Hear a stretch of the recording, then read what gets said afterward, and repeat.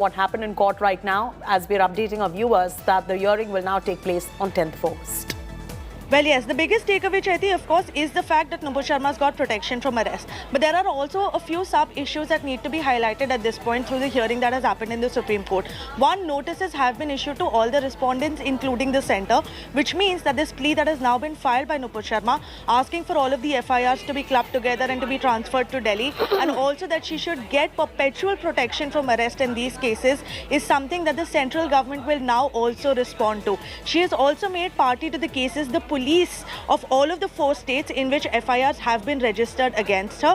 So it is likely that those 4 states will also be responding to Nupur Sharma's petition. It remains to be seen whether or not they oppose her plea for granting protection and also her plea for clubbing these FIRs together, because they might state that these are all different investigations. But considering that they are arising out of the same cause of action, it doesn't seem likely that the Supreme Court might actually go ahead and allow that to happen.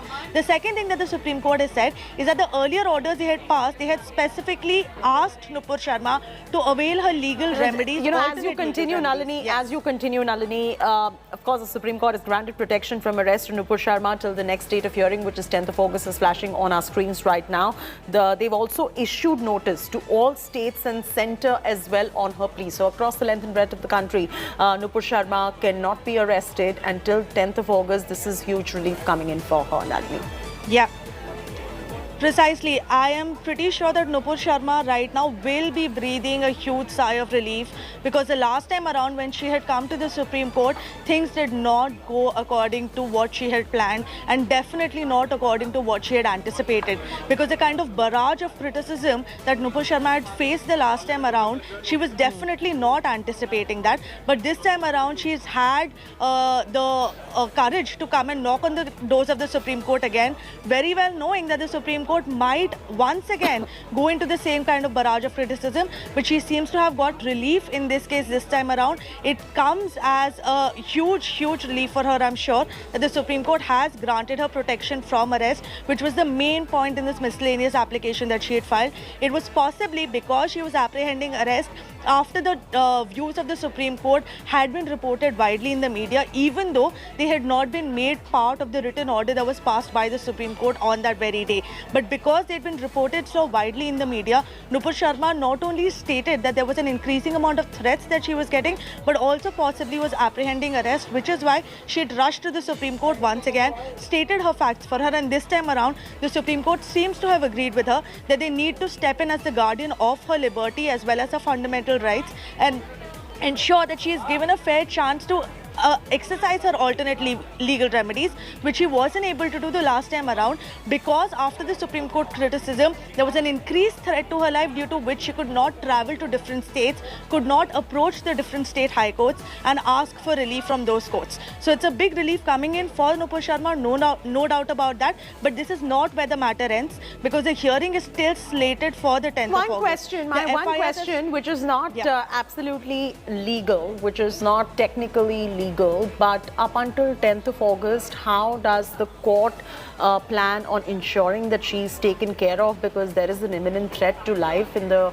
light of the beheading threats that she has got as well, and the other instances that Advocate Singh has also listed out in front of the Supreme Court. Any word coming on that front at the moment? Well, Chaiti, the Supreme Court, in as clear words as they could, have clearly stated that there will be no coercive action taken against Nupur Sharma till the next date of hearing, which means that in the 9 FIRs that have been filed against her... But that is no coercive action on the basis of the FIRs that have been filed. Here, the question is about the imminent threat to her life at large from several factions. We do know, sir, that certain fringe elements have gone ahead and threatened Nupur Sharma. Well, Chaiti, the Supreme Court has definitely taken that into account. They've taken a note of the argument that was made by Senior Advocate Maninder Singh that there is an imminent threat to her life. And they have said that this is a matter of serious concern, which is why they are not asking Nupur Sharma to travel to different states, avail her alternate legal remedy and appear before the different state polices anymore. They are likely to go ahead and hear arguments on as to whether or not all of these petitions, the FIRs should be transferred to Delhi and should be investigated arrested in Delhi because they are arising out of the same cause of action. But the steps taken from the Supreme Court so far to ensure that Nupur Sharma stays protected is one, made sure that none of the state polices where the FIR has been filed against her go ahead and make an arrest. And second thing is that Nupur Sharma now does not have to travel to the different states at least till the 10th of August. So what she was stating that there is a threat to her life in traveling to these different states, because of which she is not able to do that. The Supreme Court has to a certain extent taken care of that. Now of course they can't go out of their way to ensure that Nupur Sharma is given protection, because that was not a plea that she had made before the Supreme Court at all. The Supreme Court can only look into what the petitioner who is approached before them is asking for, and in this case Nupur Sharma was asking to get protection from arrest, which has been granted to her by the top court now, and it's coming as a massive relief because till the 10th of August now she can be rest assured that she will not be put behind bars by any of the state police. And the bench of judges who was hearing the plea last time around, Justice Suryakant and J.B. Pardiwala, Justice J.B. Pardiwala, are these the two who are hearing this particular matter again? Because last time around they'd come down on her like a ton of bricks. Well, yes, that was very interesting to see as to whether or not the matter will be hold on right there, Nalini. Yeah. I'm sorry about that interruption. Anisha Mathur is also on this broadcast with us. Anisha, I want to throw straight across to you as well to get us a sense of what you make of this interim protection from arrest that Nupur Sharma has got. It is temporary relief till 10th of August. And if you could also walk our viewers through the key takeaways from this hearing. Well, Swati, the Supreme Court has now said today that Nupur Sharma will be protected from arrest. No coercive action will be taken against her in the interim till the 10th of August. This becomes very, very important, especially since she has raised allegations of a current and imminent threat to her life and safety. The court has also given a very important hint while rising. They have said that depending on what the respondents finally say, they could then send this matter to the Delhi High Court to hear. So remember, right now, the petition by Nupur Sharma was to transfer all the cases to Delhi or to quash the multiple FIRs that have been filed and to give her protection from arrest. At least one of these three pleas has been accepted by the Supreme Court as protection from arrest till the next date of hearing has been granted.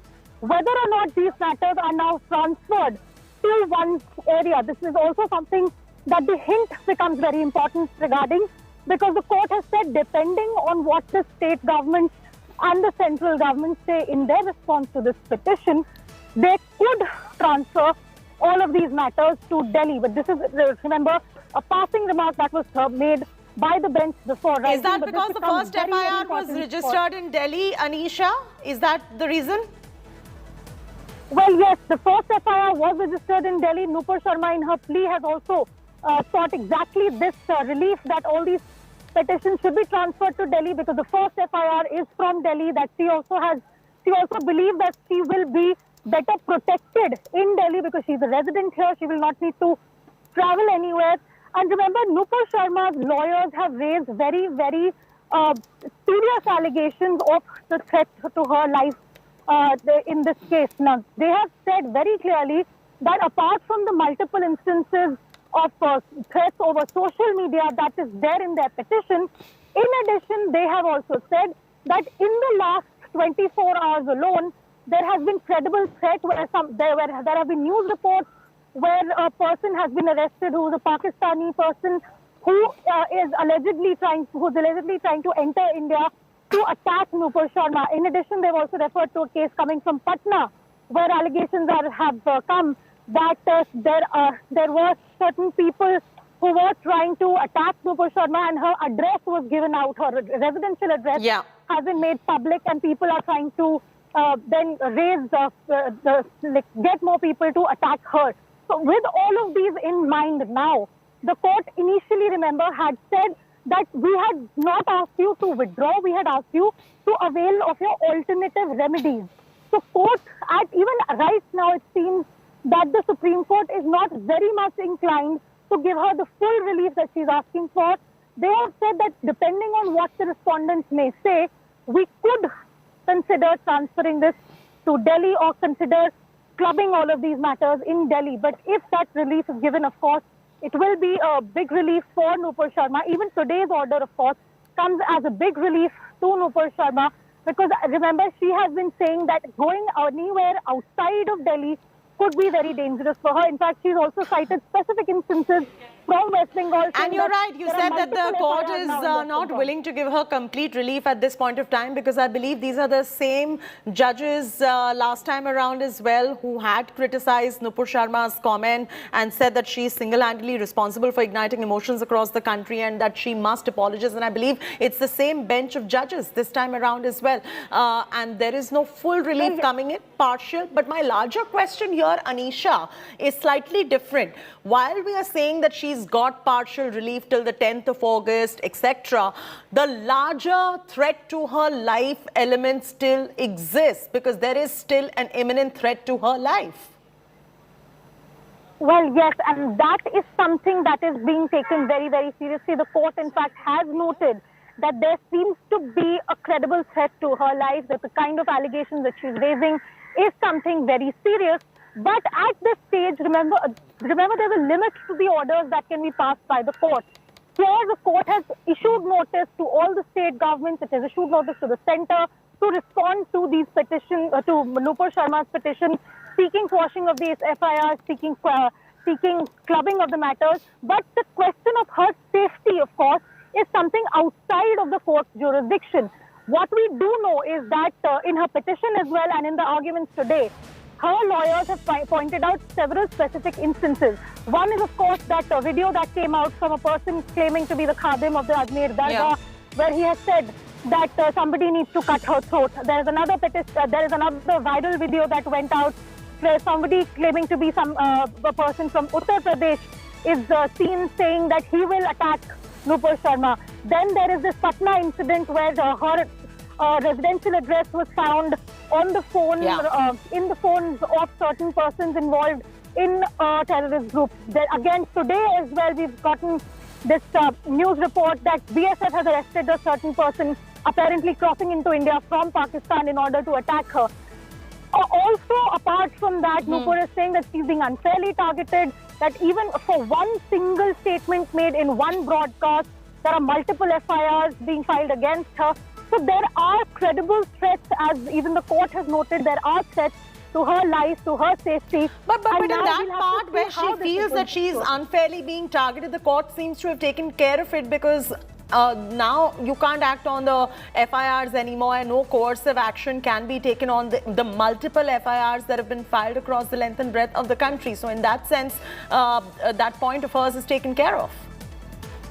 Well, yes, to an extent, yes. Yes, till 10th of August, rather. Saying it's till the 10th of August, it is a relief for Nupur Sharma that not just the current 9 FIRs that she knows about, but also she has said that there are 3 or 4 other FIRs which were filed in the last 2 to 3 weeks in West Bengal.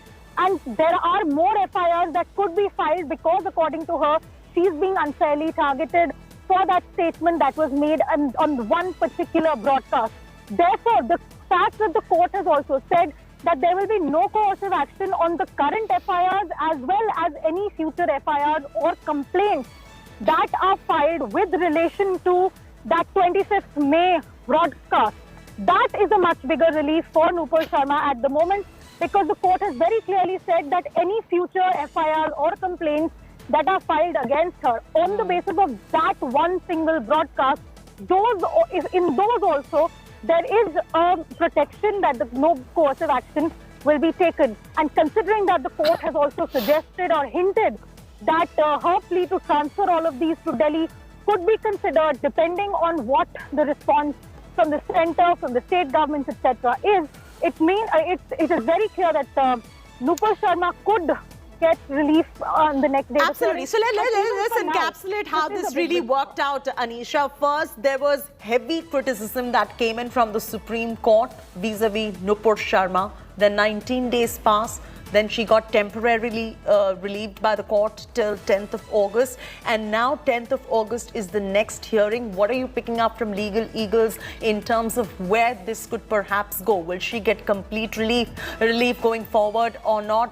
What do the lawyers who you've been speaking to have to say on this matter? Well, see, there are the legal precedents, if you go by those, and they were also cited in the court by Nupur Sharma's lawyers.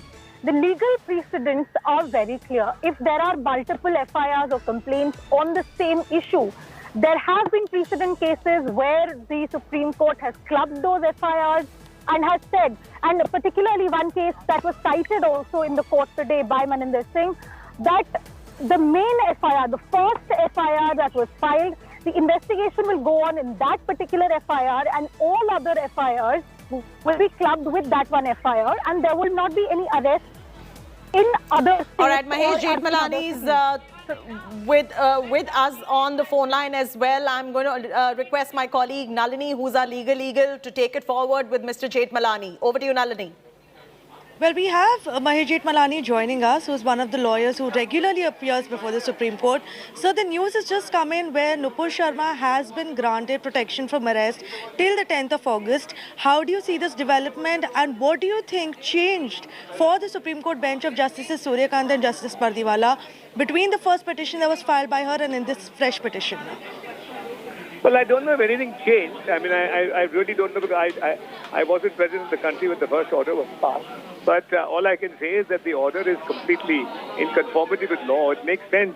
You can't have one person, facing multiple investigations on one single broadcast. I mean, just because it was broadcast all over the country, you don't face 1,000 investigations for it wherever it has been broadcast. So it's been an act of and it's an interim order for the time being. The FIRs will be consolidated. The Supreme Court will have to decide which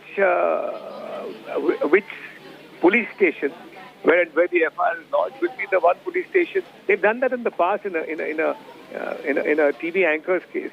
So there's a precedent for that. That you club all the FIRs together and decide one police station which will continue to investigate the case. So, the last time around when the matter had come up before the Supreme Court, there was a lot of criticism that was also faced by the judges, where people from within the community, including former judges, had said that the observations made by the court were not in accordance with the judicial ethos. Do you think the Supreme Court last time around had gone over and beyond Nupur Sharma's petition and commented on things that had nothing to do with the petition in the first place? Nalini, I don't know the exact details because I wasn't here, as I said, in India on that day, so I really can't speak. I don't know the reporting of that matter also. I didn't read the reporting because I was on a blissful holiday, so please pardon me. I can't comment on that. In any case, I don't know what you mean by, I don't know what is meant by judicial ethos, right? Sometimes oral observations do not constitute an order from the court. So that's all I can say. So long as it wasn't part of the order of the court, there is nothing, there is no record to go by. Just one last two-part question, sir. One is that the cause of action in all of these FIRs is the same. It's arising out of the same broadcast that was aired when Nupur Sharma had made these comments. According to criminal law, is it possible for the Supreme Court, and should they club the FIRs together if they are arising out of the same cause of action? And question number two is, now do you think the matter is going to be more in favor of Nupur Sharma because notices have been issued, the parties have been asked to respond, and the hearing has been slated for the 10th of August now? No, I mean, I see this order is an order which is in conformity with law. So I can't say it's in favor of this. The prayer that has been granted is that is prima facie one of consolidation, right? Now, on the 10th, we'll see what they do. General practice is that you consolidate all these FIRs into one, as I said, and let one police station investigate it. Now, this is Chaiti Narula. I'd like to ask you one question, Mr. Jethmalani, before we let you go. What, in your practice, have you seen a case like that, and is there a previous precedent legally in a case as such? Because that would perhaps decide on 10th of August what the outcome of this matter would be like. Yes, of course, there are many precedents for consolidation of FIRs. I mean, as a television person, you ought to be aware that it's become a practice now that for one broadcast, scores of people all over the country, some of them merely for the sake of publicity, look to file FIRs. And you can't have multiple investigations on one single cause of action. So therefore, you are consolidated. It doesn't mean that the petitioner gets away, right, still facing an investigation, but doesn't face multiple investigations on the same cause of action or the same FIR. Because that's not what the law contemplates. You can't, investigation doesn't mean persecution and harassment. All right, Mr. Jethmalani, I appreciate you taking the time out and joining us on this particular broadcast. Varis Pathan of the AIMIM also joins us on this broadcast. Mr. Pathan, your first up reaction on what happened in the court today. Nupur Sharma has got partial relief in terms of there will be no coercive action against the FIRs that have been filed against her. Your first up reaction on what has happened in the court, because most of these FIRs, Mr. Pathan, seem to be very political in nature too. Well, first and foremost, that means the Supreme Court has granted interim relief and is directed that no coercive steps be taken against her in the FIRs and complaints that have been filed in various places. So let us read the entire order and then we'll come to a conclusion that what the order actually says. This is just initial things which we have come to know from the media itself, what the Supreme Court has stated so. But I would rather say one thing, that she has used certain derogatory remarks against our Prophet Muhammad, peace be upon him. No, the question is not about that. That is a fact, and that is what the Supreme Court in the last hearing also said, that she's single-handedly responsible for igniting emotions across the country and she must apologize. That has been the Supreme Court's stance in the last hearing that took place 19 days ago. Today, what happened in the Supreme Court is granting her partial relief. What is your reaction to that? Well, my reaction, as I have said, I've already stated, so what is my reaction on the Supreme Court's order? The Supreme Court has granted her partial relief, interim relief is there. Till August, let us wait and watch what the police investigation goes on till that time.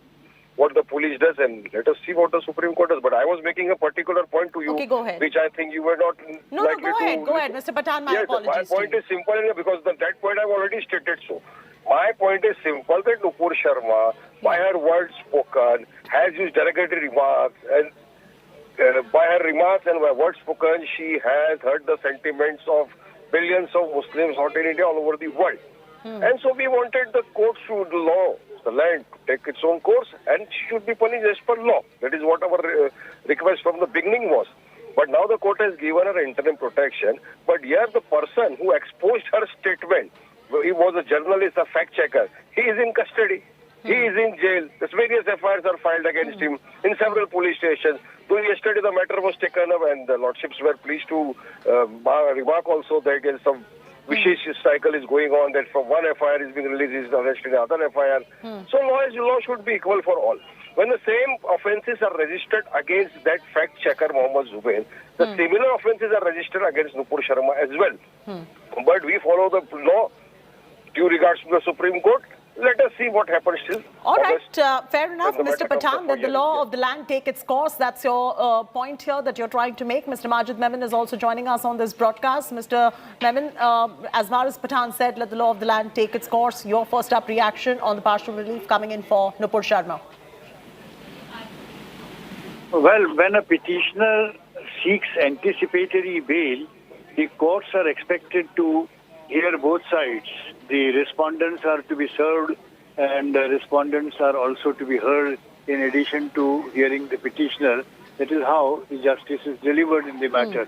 Now, naturally, in this case also, when the petitioner has approached Supreme Court, the court has issued notice to the respondents and has now fixed the matter for the next date for hearing. And during the interim period, invariably, the courts are granting relief not to arrest till the next date, so that the merits of the matter would be examined on the next day when the other side also would be heard, so that court can do justice.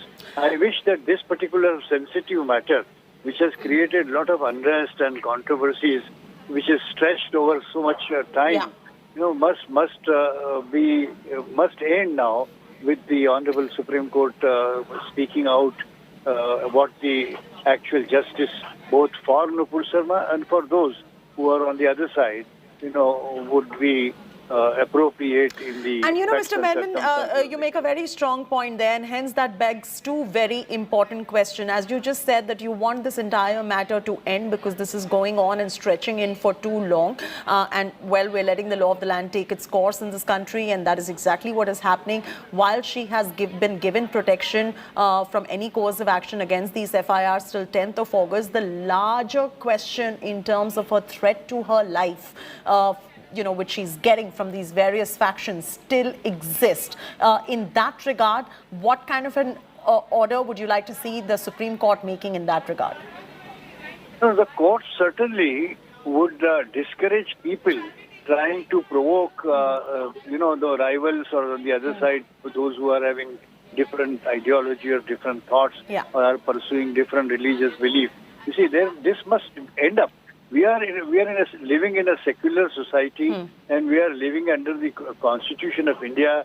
Our civil rights, our criminal rights, all are protected and enforced under the Constitution of India.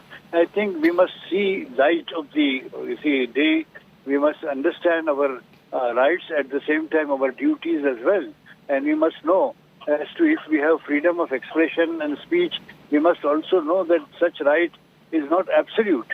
That right also has some line to be drawn. Yes. And therefore we must respect the other side. These kinds of provocative statements flowing from this side or that side is not in good taste and not in the interest of secular society. Absolutely, Mr. Memon. Also, one last thing, like Mr. Jethmalani was mentioning earlier on the broadcast as well, there have been many precedents in cases like this in the past as well. And going by the precedents that we've seen in the past in cases like this, would you see complete relief coming in for Nupur Sharma on 10th of August? What is your sense?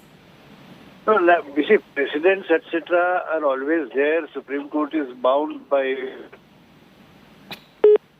All right, we've lost that connection right there to Majid Memon, but Anisha Mathur is on this broadcast. Anisha, as Mr. Jethmalani was just mentioning about the previous precedents as well, what are you picking up from lawyers in terms of complete relief that perhaps could come in on the 10th of August in the light of that? Well, Shruti, the answer to that question depends on your definition of complete relief. Nupur Sharma wants that all the FIRs against her should be clubbed and placed in before one police station, preferably in Delhi, so that the threat to her life and the threat to her safety is neutralized. The court has, there are multiple precedents on this. We've seen in the last 3 or 4 years alone, we've seen multiple cases where the Supreme Court has passed similar orders. We've also seen a precedent judgment in the Antony case where the court had very clearly said that multiple FIRs on the same cause of action are violative of the constitutional rights. So we do have a very clear line of precedents as far as this issue is concerned.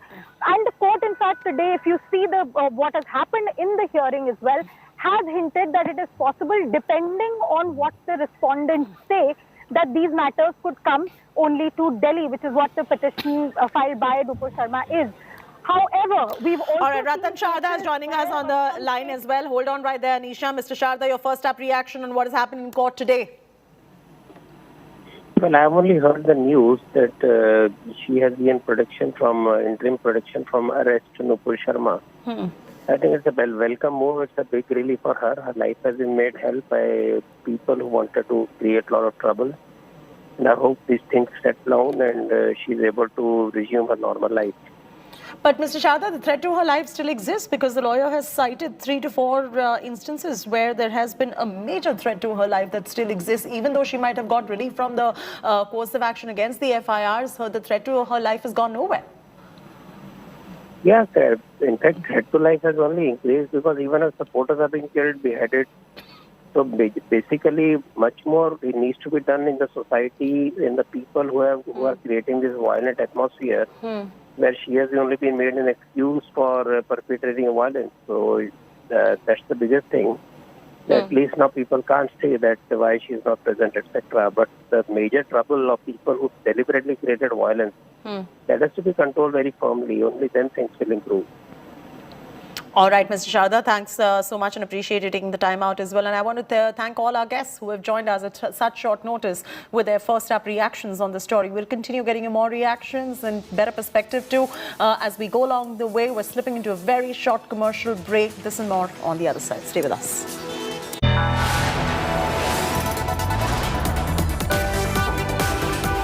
You are watching India Today.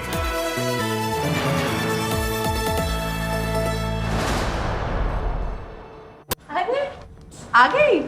कैसा रहा दिन?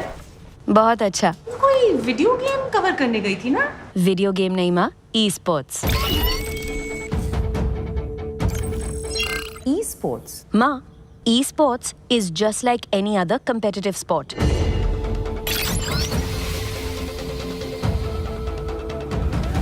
इसमें ना वो सब feelings है जो किसी भी और स्पोर्ट्स में है। इसमें इमोशन है, इसमें एंगर है, इसमें सैडनेस है, इसमें हैप्पीनेस है, इसमें कमराडरी है। ये सिर्फ गेम नहीं, ये ई स्पोर्ट्स का प्रीमियर लीग ESPL है।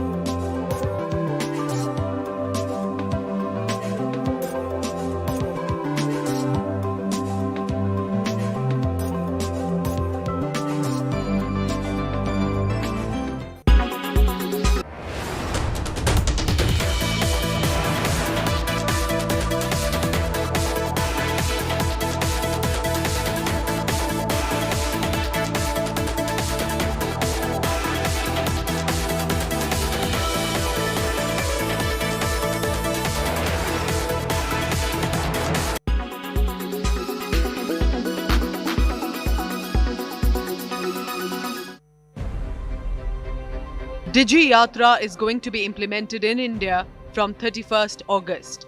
It will allow passengers to catch their flight quickly if they are in a hurry. So basically, the DigiYatra allows facial recognition technology or biometric-based digital processing of passengers done at the airport. It will be functional at the airports of 7 states: Delhi, Bengaluru, Hyderabad, Varanasi, Vijayawada, Kolkata and Pune. They would not have to provide their identity cards or boarding pass at different checkpoints, including the entry, security checks, and the aircraft boarding. It will also facilitate a self-bag drop. The initiative is expected to be a paperless, centralized registration system. The government ID repositories, airport security systems, and airline back-end network would be integrated together. A mobile application will also be launched by the Ministry of Civil Aviation.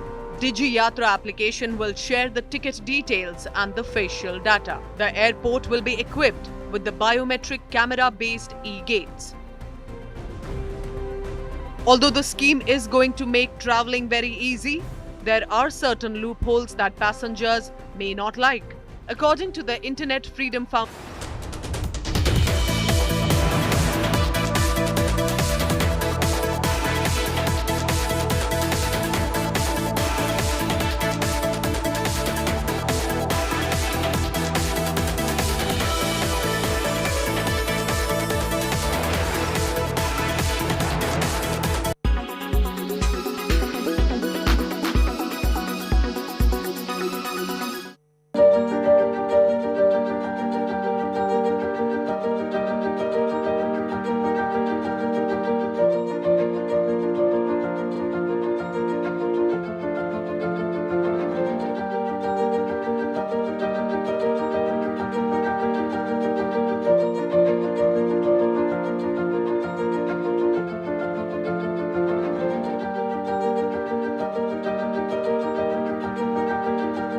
today is, the launch to the world of a fully operational urban airport. The first time ever in the world that there's an operational piece of infrastructure of this kind.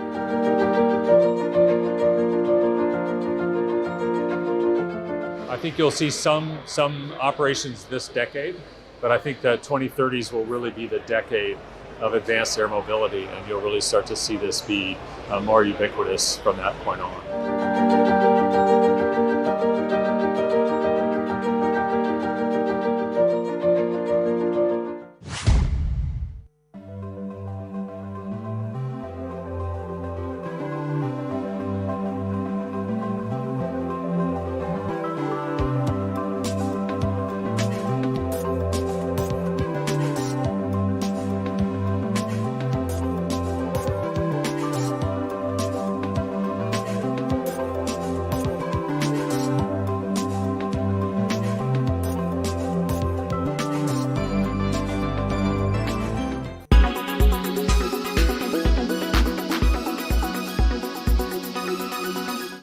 Make your media plan smarter with India Today Live TV on your connected devices.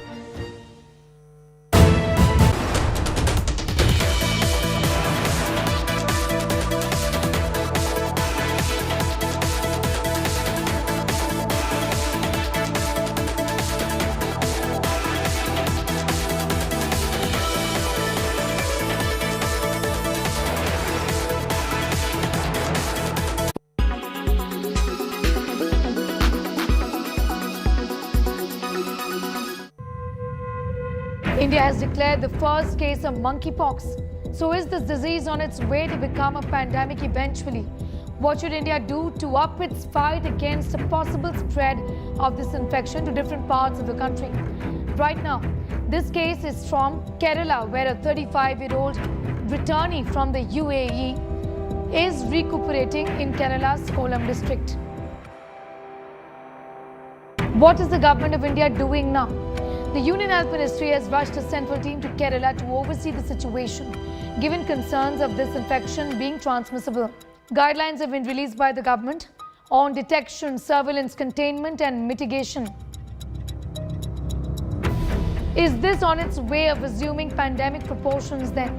Even as the world enters into the third year of the COVID-19 pandemic, the question is whether this is another medical emergency that will eventually enter pandemic stage. And how will India cope this time? To begin with, experts say this is no COVID. Our strategy has to be very different. Monkeypox will not spread if you sit next to a person in a restaurant or an office room or talk with a person who's having the disease. It requires prolonged skin-to-skin contact or exchange of respiratory droplets, which again requires very close contact. Monkeypox is not COVID-19. COVID-19 spreads through the air. Even a short conversation at close quarters without masks with the person carrying the virus can make us infected. Monkeypox does not spread like that. World over 6,000 cases with 3 deaths have been reported. And there have been concerns about the spread of monkeypox, mainly among the LGBTQ population. The WHO says there should be no stigma attached to any community and that targeting a particular group must be avoided. Importantly, the need now is to fight misinformation. Pets need not be avoided. Monkeys must not be harmed. India must start producing. You are watching India Today.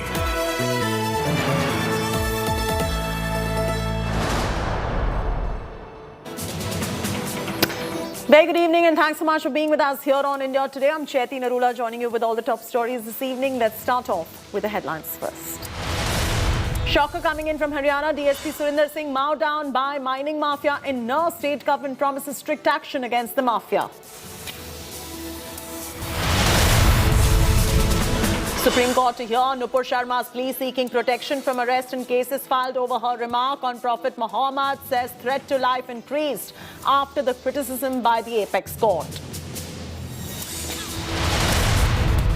23-year-old youth stabbed in Bihar for allegedly watching Nupur Sharma video. Cops deny Nupur laying claim personal enmity.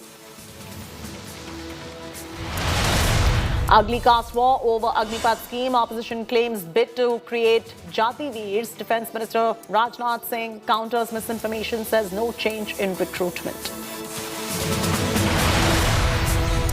Supreme Court refuses to stay fresh autopsy in Tamil Nadu school deaths. Victim Srimati's father pleaded for own doctor on post-mortem panel to hear fairness of first autopsy tomorrow.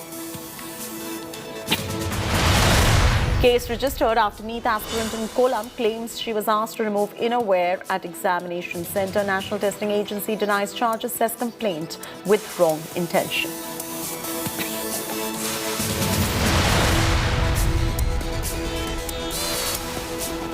All right, the apex court has granted suspended BJP spokesperson Nupur Sharma some relief. Nupur had moved the top court, citing that she has been facing death and rape threats after the Supreme Court came down heavily upon her in the last hearing.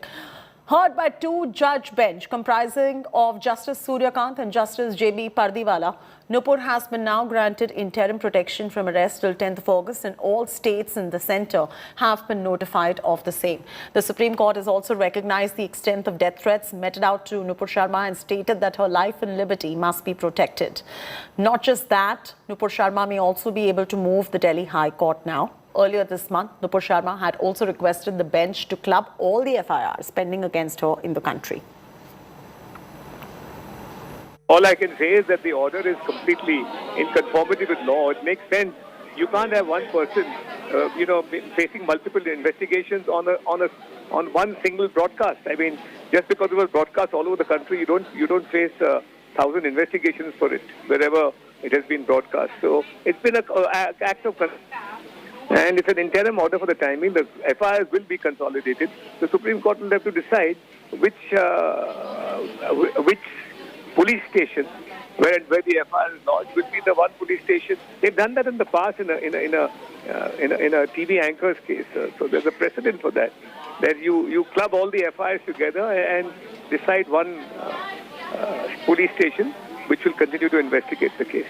Well, when a petitioner seeks anticipatory bail, the courts are expected to hear both sides.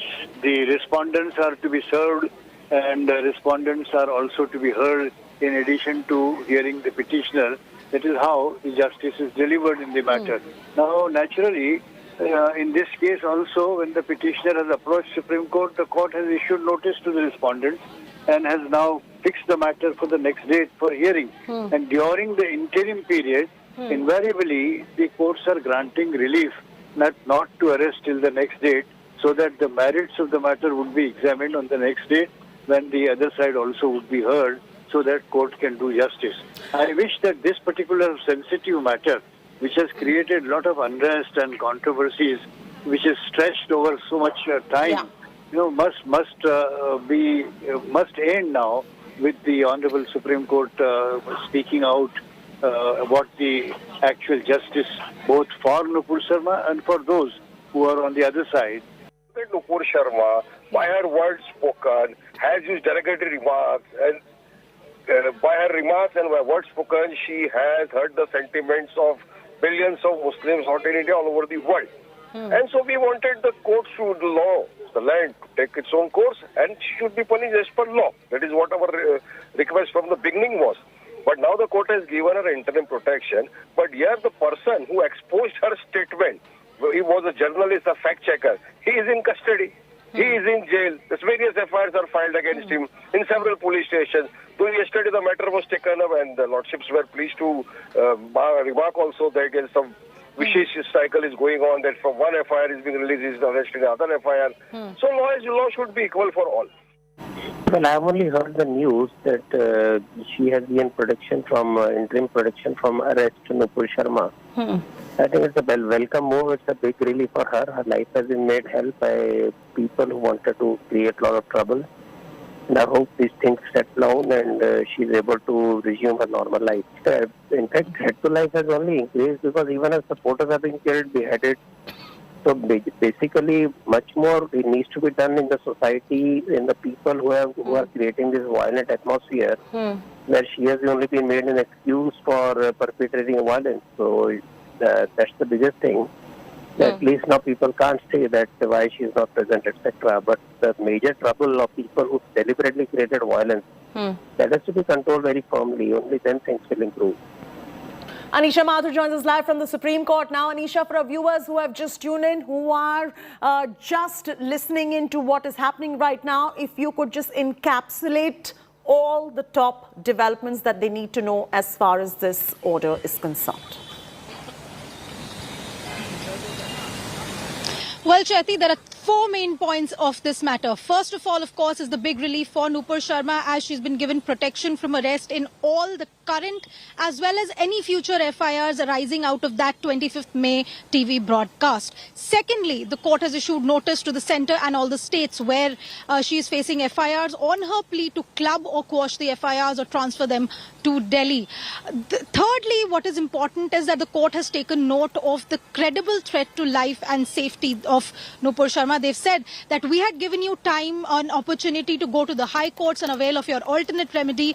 But according to you, because of these threats, you have not been able to go before the different high courts to seek any remedy. So that is why, to ensure that you can actually go and seek your remedy, so you can go and ask for quashing of these FIRs before the relevant high courts, we are issuing notice, we are giving you protection from arrest for now.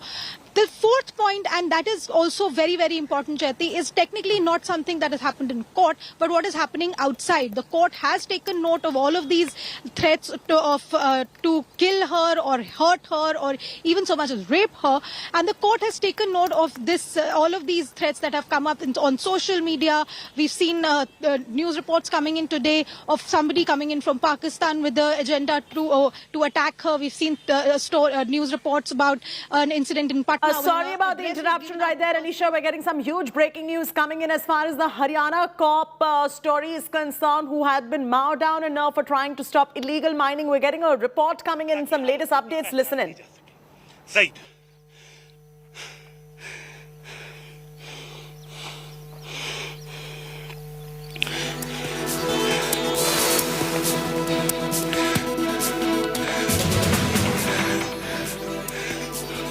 A reporter will be joining you in just moments from now on this story. He has this huge update that is coming in. I promise you, viewers, just to give you context of the story that we are running right now, the Haryana cop had been mowed down in Nupur, which is in Haryana, for trying to stop illegal mining.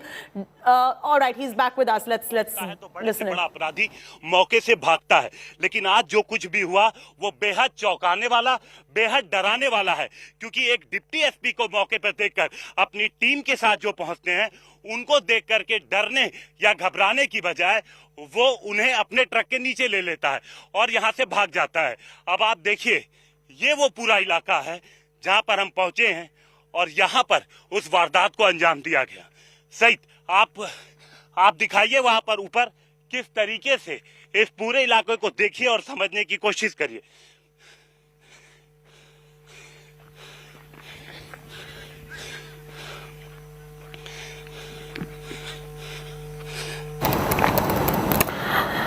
Okay, so a Haryana cop has been mowed down in Nupur for trying to stop illegal mining. DSP Surinder Singh was run over by a dumper truck. He got a tip-off and went to conduct a raid at Taudu Hill. The DSP was standing near his official vehicle when he asked the driver of the dumper that he was carrying illegally mined sand to stop. The driver instead ran over the cop and crushed him to death. उनको अपने चपेट में ले, उनके truck के नीचे, और ये पूरा जानबूझकर किया गया। ये अभी तक की पुलिस की इन्वेस्टिगेशन है और उसके बाद वो यहाँ से भाग निकलता है और आप देखिए किस तरीके से वो तैयारी करता है कि भागते वक्त वो जो पत्थर उसकी गाड़ियों में भरे हुए थे वो मौके पे गिरा देता है और उसके बाद वहां से भागता है। तो यहाँ पर अब चुनौती है पुलिस के पास कि वो किस तरीके से न सिर्फ इन अपराधियों को पकड़े, बल्कि साथ ही साथ जो लंबे समय से यहाँ पर इस इलाकों में या कहीं भी खनन का काम चल रहा है वो रोका जा सके। आप ये देखिए, ये तमाम जो पत्थर हैं, आप ये देखिए, सही देखिए कितने बड़े बड़े पत्थर हैं और यही जी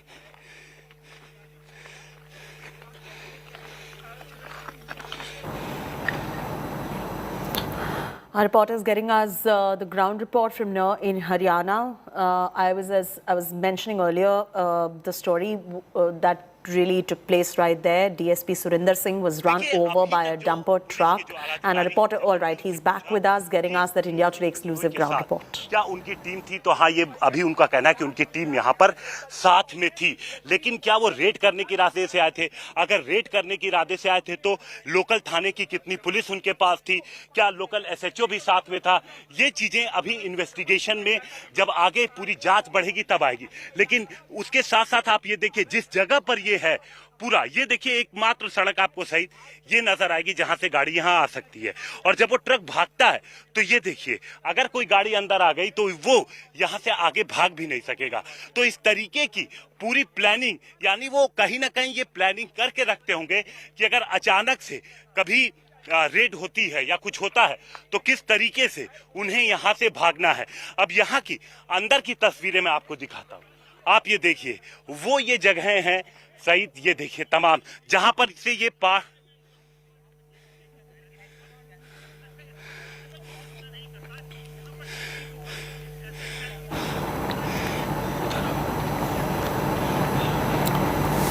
The Haryana government has now promised strict action in this case. Let me get you up to speed with the latest developments. A Haryana cop was mowed down for trying to stop illegal mining. DSP Surinder Singh was run over by a dumper truck. He had got a tip-off. He went to conduct a raid. The DSP was standing near his official vehicle. We're getting a reaction coming in from the Chief Minister. Listen it. इस अवसर पर आपको मैं बहुत बहुत शुभकामना देता हूं और अब अंत में आज जो एक बड़ी दुर्घटना हुई है, जैसा हमारे गृह मंत्री जी ने कहा, हमारे डीएसपी सुरेंद्र सिंह यहीं पास के नूर जिले में ड्यूटी पर थे और एक किसी खान माफिया के किसी व्यक्ति ने और उनके ऊपर गाड़ी चढ़ाई, उनकी मृत्यु हो गई है। बहुत दुखद ये घटना हुई है। हमारी सांत्वना है उनके परिवार के साथ भी, और हम वीर सैनिकों को हमेशा ऐसे मामलों में सबका मनोबल बढ़ाने के लिए भी अपने आप को भी प्रस्तुत करना चाहिए और उस परिवार की भी जिसकी क्षति हुई है उसके साथ भी खड़े हैं। डीजी साहब से मैंने बात की है, तो हमारी जो अलग अलग योजनाएं हैं उन योजनाओं में एक योजना तो पुलिस की अपनी योजना है जिसके अंतर्गत हम सरकार की ओर से उसको कुछ मॉनिटरी कुछ योगदान करते हैं उनके परिवार के लिए। एक योगदान हमारे HDFC बैंक ने दिया हुआ है कि अगर बिल्कुल सख्त कार्रवाई करने के मैंने आदेश जारी कर दिए हैं, चाहे जितनी भी पुलिस लगानी पड़े, जितनी भी फोर्स बुलानी पड़े, आसपास के जिलों की बुलानी पड़े, हम पूरी कार्रवाई करेंगे और किसी को भी हम बख्शेंगे नहीं। ये जो है एक किस्म से नॉन परफॉर्मिंग गवर्नमेंट जो है, कानून व्यवस्था इतनी चरमरा गई है, हर आम आदमी अपने आप को असुरक्षित महसूस कर रहा है। कोई विधायकों का और उसका सवाल नहीं है। तो आज ना तो पुलिस सुरक्षित है इस प्रदेश में, ना विधायक सुरक्षित है, तो आम आदमी कैसे सुरक्षित रह सकता है। तो मेरा सरकार से यही है कि जो भी कदम सरकार को तुरंत उठाने चाहिए ताकि कानून व्यवस्था कायम हो और लोगों में एक विश्वास कायम हो सके। लोगों का विश्वास उठ चुका है। तावड़ू में जिस प्रकार से एक डीएसपी हमारे जो नौजवान साथी हैं उनको माइनिंग माफिया ने कत्ल कर दिया, दर्दनाक हत्या उनकी कर दी, इसके बाद मुख्यमंत्री जी को और गृह मंत्री जी को चुल्लू भर पानी में डूबकर मर जाना चाहिए। क्या आप ये नहीं जानते खट्टर साहब कि माइनिंग माफिया यमुनानगर से लेकर नूह और मेवात तक सर चढ़कर हरियाणा के खजाने को लूट रहा है, हरियाणा के खनिजों को लूट रहा है। खट्टर सरकार आंख बंद करे क्यों बैठी है? इससे साफ है कि यहाँ दाल में काला नहीं, पूरी दाल काली है। कि हुआ क्या था? हाँ, और डंपर से चढ़ा दिया ऊपर। अच्छा, डंपर से चढ़ा दिया। तो ये सुरेंद्र सर के साथ और लोग भी थे कि अकेले थे? वो स्टाफ था साथ में। तो सर ये कितने बजे की घटना है सर? 11:30 बजे। 11:30 बजे। तो ये जानकारी मिली थी क्या ये कि यहाँ पर अवैध खनन हो रहा है? हाँ, जानकारी मिली। उसके अच्छा, आप नहीं थे साथ में सर?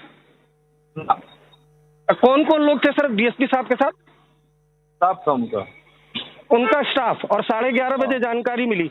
तो क्या ये रोकने की कोशिश कर रहे थे तब डंपर ड्राइवर ने चढ़ा दिया? हाँ, वो तो एक्चुअली अभी मेरे से मत पूछो। अच्छा, अरेस्ट हो गया डंपर ड्राइवर? नहीं, अभी नहीं हुआ। अभी अरेस्ट नहीं हुआ। ठीक है। I am also deeply shocked after this tragic incident. My condolences to the family of Surendra Singh Bishnoi, the deceased, and the brave Deputy SP who lost his life before his time. And I would say these things do not come naturally. People and those who are complicit and the force behind the mafia, they need to be accounted for too. My advice to the local administration would be book all the perpetrators under the National Security Act Subclause 1 on public order, and also the various provisions of the Indian Penal Code 147, 148, 149, 307, 302, 201 of the Indian Penal Code. Put them behind bars, if not the capital punishment, then for a lifetime, that they should have the antim sanskar behind in the jail premises. And those who are complicit, those in the infiltration, who emboldened the mafia, are even more accountable than those who perpetrated this crime. Without their support, without their breathing oxygen and life into them, they do not have legs to stand on. Absolutely. But they are brazen and audacious to commit this murder when there should be consequences for those in the administration and in the police, a corrupt system that backed up the mafia. You are very right. This mafia has ill-gotten wealth and deep pockets, and that is why they are so brazen as they have done today. जो मेवात का जो इलाका है, जो सारा ताबरू से लेके वहाँ तक, यह माइनिंग का इलाका नहीं है। ये चोरी छिपके काम करते हैं, चोरी छिपके इस तरह के ट्रकों को, डंपरों को भरते हैं लोग। और इनमें क्या है कि जिस तरह पुलिस को जब पता लगती है तो इनके खिलाफ कार्रवाई है, इनके खिलाफ सैकड़ों मुकदमे हैं, इनके डंपर, जेसीबी सब हमने बनते हैं। और सबसे बड़ी जानकारी ये है कि इन्होंने डीएसपी पे जो डीएसपी के ऊपर डंपर चढ़ाने का काम करा, ये बड़े हौसले की बात है। All right, reactions coming in. The Chief Minister of Haryana also giving out his reaction, investigation on in this particular case. The Haryana government has now promised strict action in the case of the cop who's mowed down. The truck driver, of course, is at large at the moment.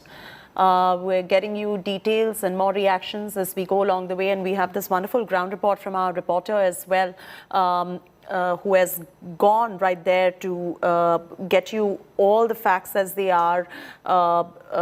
This is a chilling murder by Sand Mafia in Haryana. Let's play that ground report out also from our reporter in the case of the Haryana cop who has been mowed down in Nur for trying to stop illegal mining. DSP Surinder Singh was run over by a dumper truck. He got a tip off, I beg your pardon, and went to conduct a raid. The DSP was standing near the official vehicle when he asked the driver of the dumper that was carrying illegal mines, sand, to stop. The driver instead ran over the cop, crushed him to death. The truck driver is at large. Haryana government and the state police have promised strict action, said the killers will not be spared. My colleague Himanshu is joining us, who's getting us up to speed with the very latest developments. Himanshu, बताइए अभी जो investigation है, तहकीकात है, वो किधर तक पहुंची है? देखिए, इन्वेस्टिगेशन में पुलिस क्या करने की कोशिश कर रही है कि आसपास के तमाम इलाकों के फुटेज जो हाईवे से जुड़े हुए हैं, क्योंकि जिस जगह पर मैं खड़ा हूं ये वही जगह है जहां पर 11:30 बजे इस सनसनीखेज वारदात को अंजाम दिया गया, जहां पर ट्रक के नीचे डिप्टी एसपी की कुचलकर हत्या की गई। उस वक्त 11:30 बज रहे थे चैती, और ये आप जो तमाम पत्थर देख रहे हैं ये दरअसल उसी डंपर में लोड था। और वो डंपर मैं पीछे की तरफ आपको दिखाता हूं, जहां पहाड़ियां देख करके समझा जा सकता है, वो पहाड़ियां जो आप तमाम देख रही हैं, इधर वो डंपर लोड होता है। और लोड होने के बाद ये जो आप रास्ता देख रही हैं, जो यहाँ पर बनाया हुआ रास्ता है, इस रास्ते से डंपर आता है। बताया जा रहा है कि डिप्टी एसपी सुरेंद्र बिश्नोई जी वो यहीं खड़े थे और उनको जो एक लगा कि जब डंपर को रुकवा रहे हैं तो डंपर रोकेगा और उनकी बात सुनेगा, लेकिन हुआ उल्टा। अचानक से डंपर की स्पीड तेज हुई, उसने सुरेंद्र सिंह को अपने चपेट में लिया, उनको यहीं पर कुचल दिया। और उसके बाद आप देखिए ये तमाम जो मैं आपको दिखा रहा हूं, ये पत्थर, दरअसल डंपर ने अपना जो पत्थर अंदर भरा हुआ था उसको खाली करना शुरू कर दिया।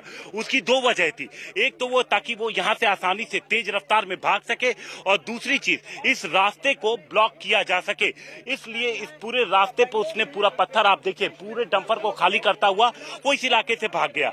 आगे आगरा पलवल हाईवे है, केएमपी एक्सप्रेस वे है, इसके अलावा ये जो पूरा इलाका है, ये आप देखिए गांव यहां से जहां पर हम खड़े हैं चैती थोड़ी दूरी पर है। आप देखिए वो जो आप पूरा इलाका देख रही है, बीच में ये पूरे खेत हैं, कुछ बंजर इलाका भी है, और सामने दूर दराज में आप देख रहे हैं वो जो गांव है वो वहां पर है, और यहाँ पर ये खनन का काला धंधा चलता है। हिमांशु, अब हमारे साथ बने रहिए। We are getting a reaction coming in from the cops. Listen in. Substantial number of police presence is there. And क्या ये पता लग पाया पुलिस वाले कितने थे और सामने वाले कितने लोग? हमारे पास पुलिस वाले जो अपने डीएसपी साहब की पर्सनल टीम थी, उनके साथ जो उनका पर्सनल स्टाफ था वो उनके साथ सरकारी गाड़ी में थे।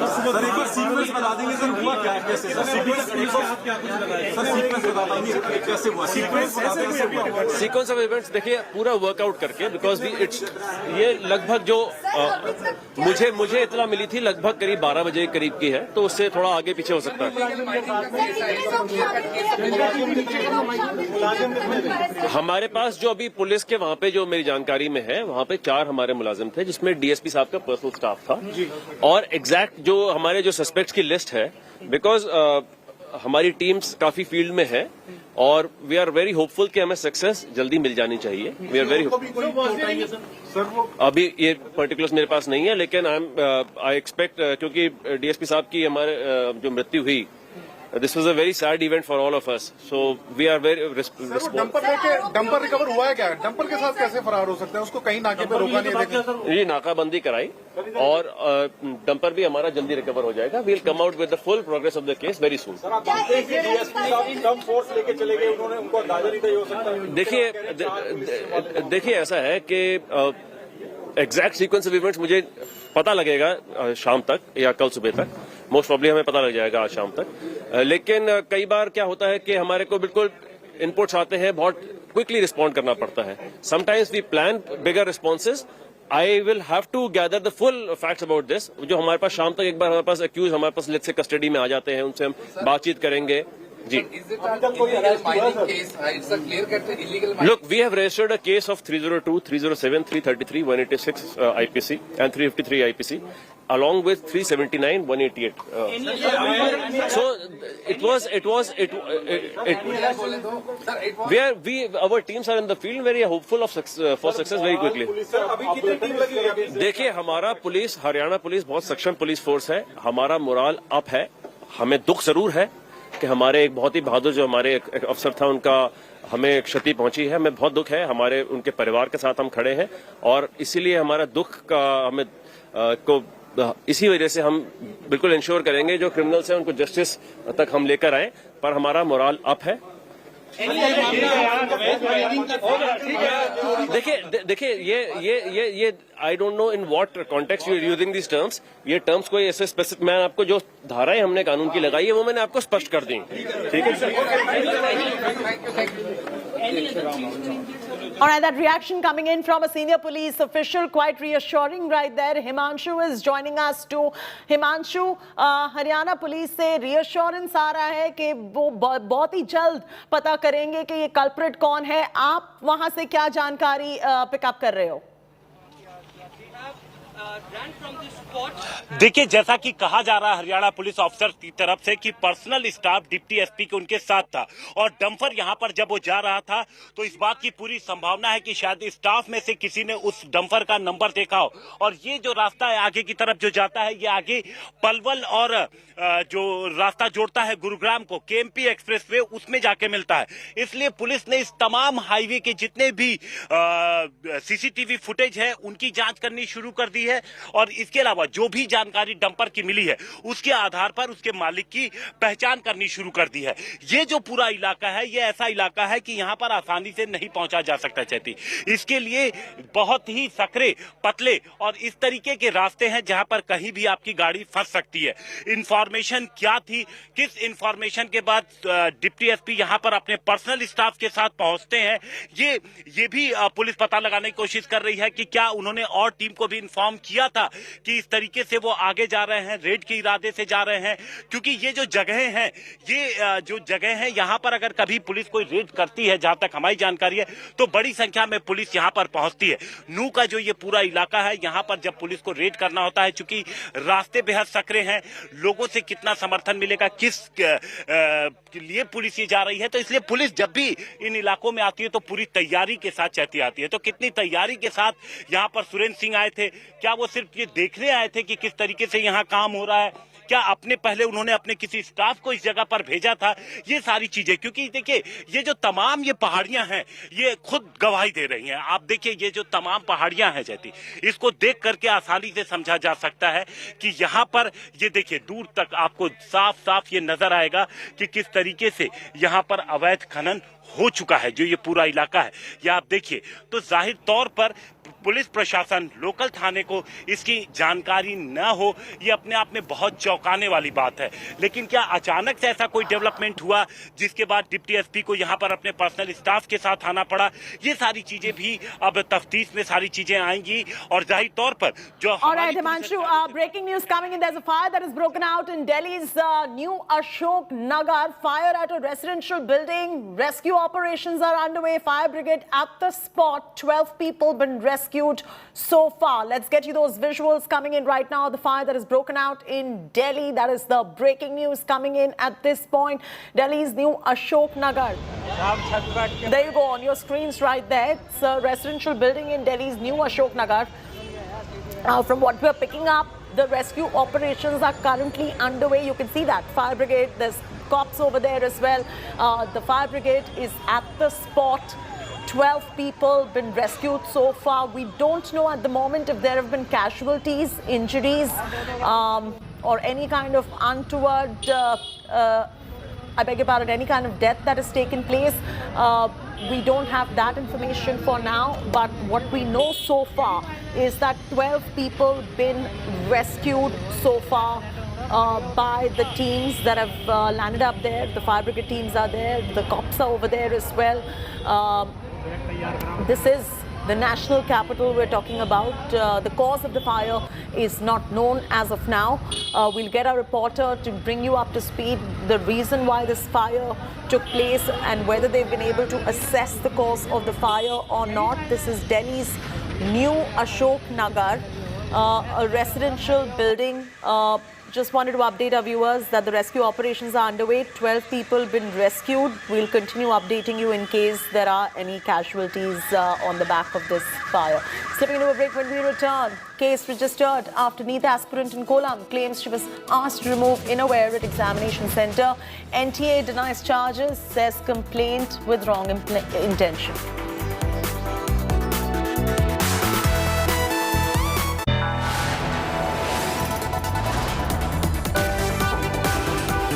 You are watching India Today.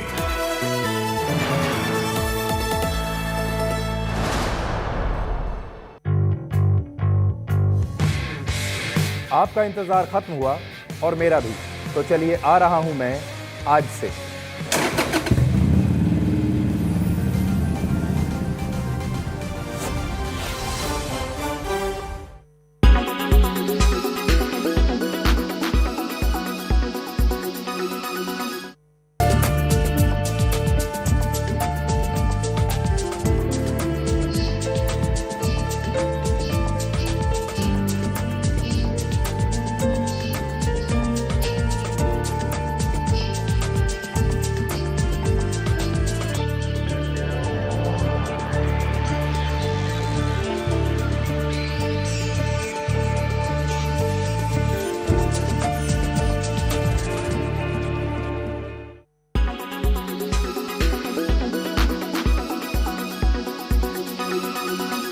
Make your media plan smarter with India Today Live TV on your connected devices.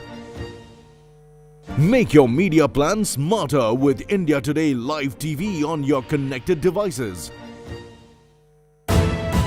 You are watching India Today.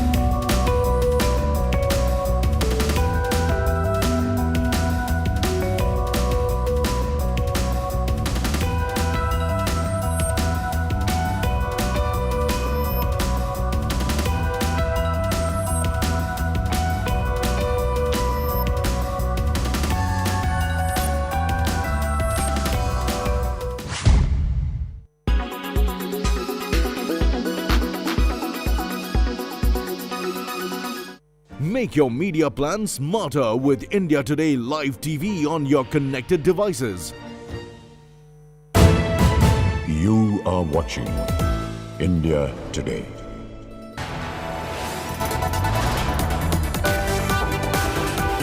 You are watching India Today.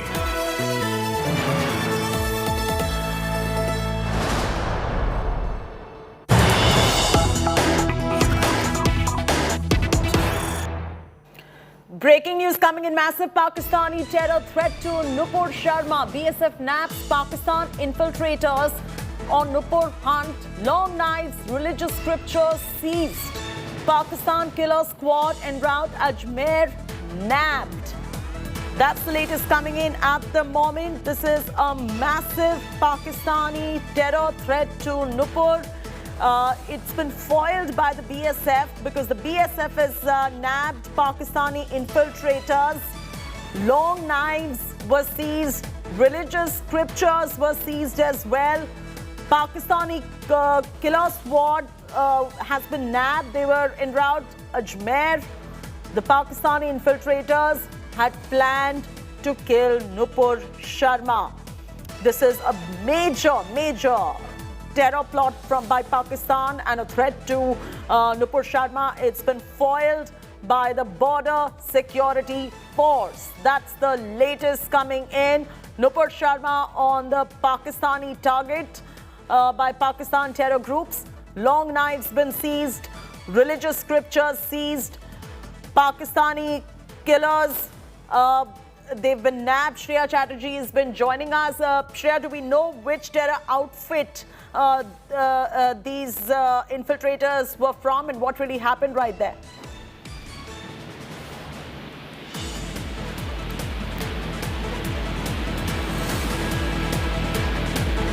Shreya, can you hear me?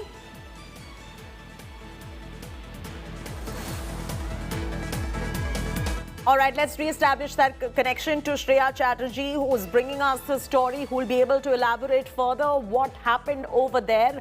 But the story is about the Pakistani terror threat to former BJP spokesperson Nupur Sharma. The Pakistani infiltrators had planned to kill Nupur Sharma. Their plan's been foiled thanks to the Border Security Forces, who have nabbed the Pakistani infiltrators who were on a hunt for Nupur Sharma. The BSF has nabbed the Pakistani infiltrators and long knives were recovered. Religious scriptures were seized as well. The Pakistani killer squad was on its way to Ajmer. Nabbed now. The Pakistani infiltrators had planned to kill Nupur Sharma. That's the latest coming in right there. The BSF has thankfully foiled that bid by the infiltrators. It was a massive Pakistani plot, terror plot. The infiltrators were on a hunt for Nupur Sharma. There were long knives recovered, religious scriptures seized from the infiltrators. The Border Security Forces on high alert. They, in time, nabbed the Pakistani infiltrators.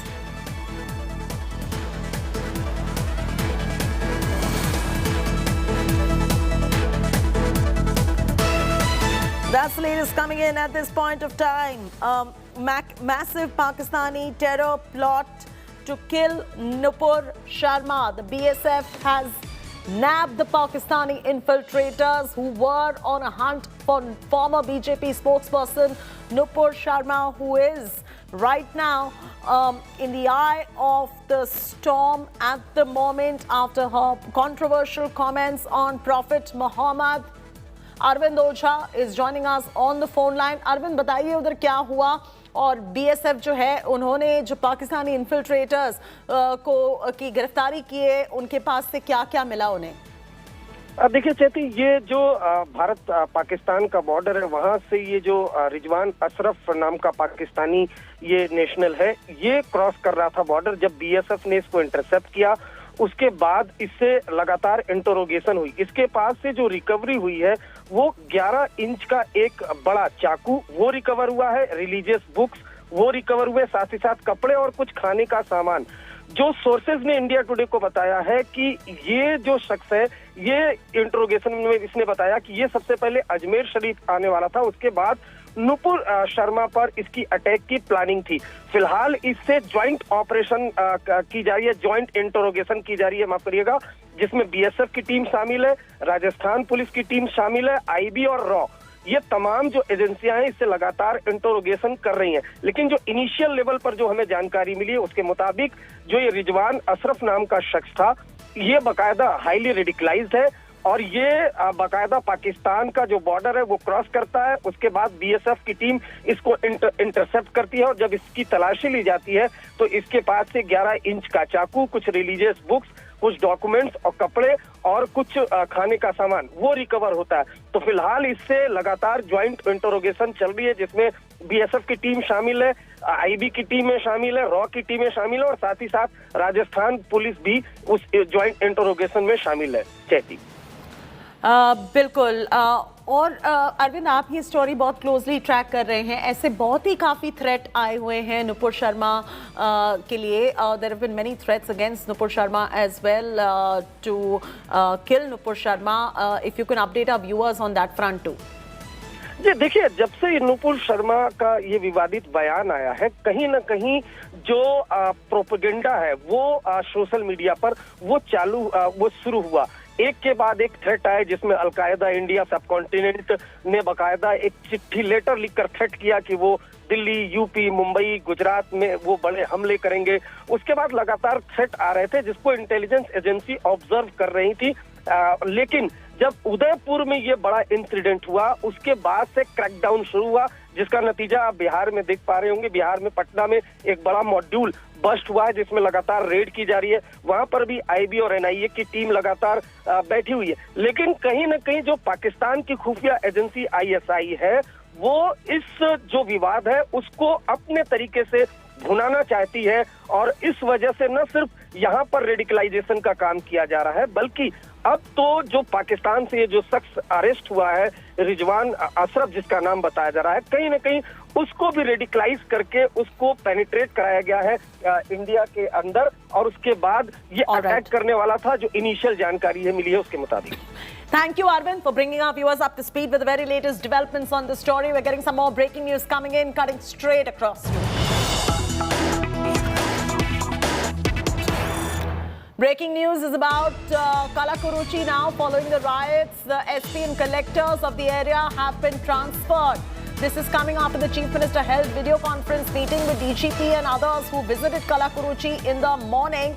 The post-mortem examination of the student who died mysteriously in a private school has started at the Kallakuruchi Government Hospital. So the SP and collector in the area have been transferred. You do remember the kind of vandalism we saw, the arson that's on your screens right now. That's the kind of protest that broke out. Over 500 protesters, scores and scores of protesters took to the streets. They completely destroyed and vandalized the school as well. There was destruction to public and private property on the back of this mysterious death. And now officials have been transferred after the Chief Minister's review meeting. On the other side, the investigation on the death of the young girl is also going on.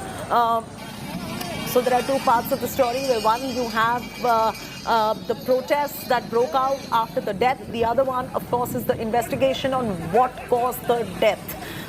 So following the riots that took place in Kallakuruchi, the SP and collector of the area have been transferred now. The second round of victims post-mortem is underway at this point of time. And Kallakuruchi SP and collector have been transferred. This transfer has come after Chief Minister held a video conference meeting with the DGP and the others who visited Kallakuruchi in the morning. The post-mortem examination of student who died mysteriously in a private school has started at Kallakuruchi Government Hospital. Random Madhav is now joining us on the phone line for the latest details. Pramod, I'm throwing straight across to you. What's the reason behind the transfer of SP and collector? Of course, it's coming in after the Chief Minister's video conference. So what is the Chief Minister's stance on this entire issue? Well, at the moment of the major protests that occurred in Kallakuruchi in the mornings of Sunday, and that almost went nearly until 3 p.m., there was absolutely no control, and the situation spiraled into a point where there was, it definitely looked like police could not handle the situation at the point. In fact, this was also highlighted by the Madras High Court yesterday, which specifically directed the DGP to create a special investigation team, and also the court promptly said that this does not look like a spontaneous riot, but it definitely looked like an organized riot. So all this were actually briefed to the Chief Minister in the morning today by the DGP Sailendra Babu, along with the Education Minister Anbil Mahesh and AV Velu Minister, who was also had also gone yesterday and visited the spot. So based on that, it was actually expected earlier that such heads will start rolling after the Chief Minister has come out of the hospital who was being treated for COVID-19. And as a reflection of that only, we are currently seeing that a collector of the Kallakuruchi, S. Sridhar, has been transferred, and he has been put as a project director for Chennai Kanyakumari IT corridor, and also the SP of the place has also been transferred, and triplicate SP has been now currently appointed as the Superintendent of Police for Kallakuruchi. All right, leave it at that. Thanks so much for bringing our viewers up to speed with the very latest developments on the story. The Madras High Court has ordered a fresh autopsy in Kallakuruchi schoolgirl's death case, as Pramod was just mentioning right now. This after the girl's father has made explosive charges, saying the school administration is trying to hush the case. And there were injuries visible all over the body of his daughter. Class 12 student died by death by jumping off the hostel building on 13th July.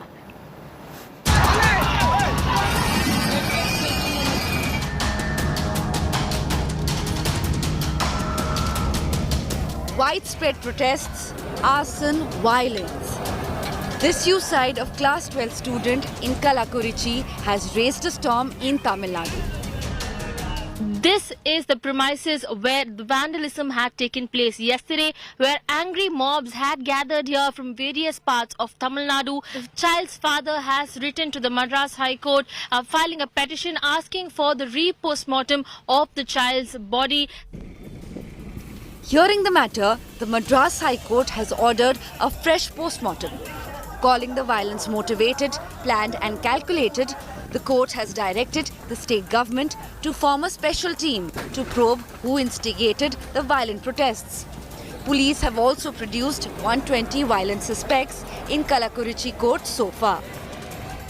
The suicide letter written by the girl has also become public. With "Sorry Amma, Sorry Appa" written on the letter, the girl blamed pressure by her maths and chemistry teachers for the suicide. The teachers have been taken into custody. I think from the management side, they have arrested 4 people I saw. One is the correspondent and somebody from the school side, math teachers and chemistry teacher. Yeah, I saw that. Almost 4 to 5 people have been arrested. The death of the class 12th girl has also ignited a political slugfest. இலக்கை நோக்கி ஆட்சியாக உருவாக நாம் அனைத்து வகையிலும் முயற்சித்து வரும் இந்த நேரத்தில் அனைவருக்கும் மன வருத்தம் ஏற்படுத்தும் வகையில் கள்ளக்குறிச்சியில் நடந்த சம்பவங்கள் அமைந்துள்ளன. கல்வி நிலையங்கள் ஒவ்வொரு பிள்ளைகளையும் தங்களது சொந்த பிள்ளைகளாக நினைத்து அவர்களை பயிற்றுவிக்க வேண்டும். மாறாக நடக்கும் எந்த செயல்களாக இருந்தாலும் அவர்கள் சட்டத்தின் முன் நிறுத்தப்பட்டு தண்டிக்கப்படுவார்கள் என எச்சரிக்கிறேன். இந்த சோகமான சூழலை பயன்படுத்திக் கொண்டு சிலர் சேர்ந்து சட்டவிரோதமாக நடந்து கொண்டுள்ளார்கள். எல்லாம் இந்த அரசு தலைகுனிய வேண்டிய ஒரு கருத்து என்று விரும்புகிறேன். இந்த சம்பவம் 13ஆம் தேதியே நடந்துவிட்டது. இந்த 13ஆம் தேதி நடைபெற்று 17ஆம் தேதி தான் இந்த வன்முறைகள்லாம் நடந்திருக்கின்றன. உளவுத்துறை இந்த 3 நாட்களில் இந்த அரசு மெத்தன போக்கின் காரணமாக, அலட்சியத்தின் காரணமாக இப்படிப்பட்ட நிகழ்வு நடந்திருக்கு. ஒரு கொந்தளிப்பான சூழ்நிலை, ஒரு பதட்டமான சூழ்நிலை அங்கே நிலவிக் கொண்டிருக்கின்றது.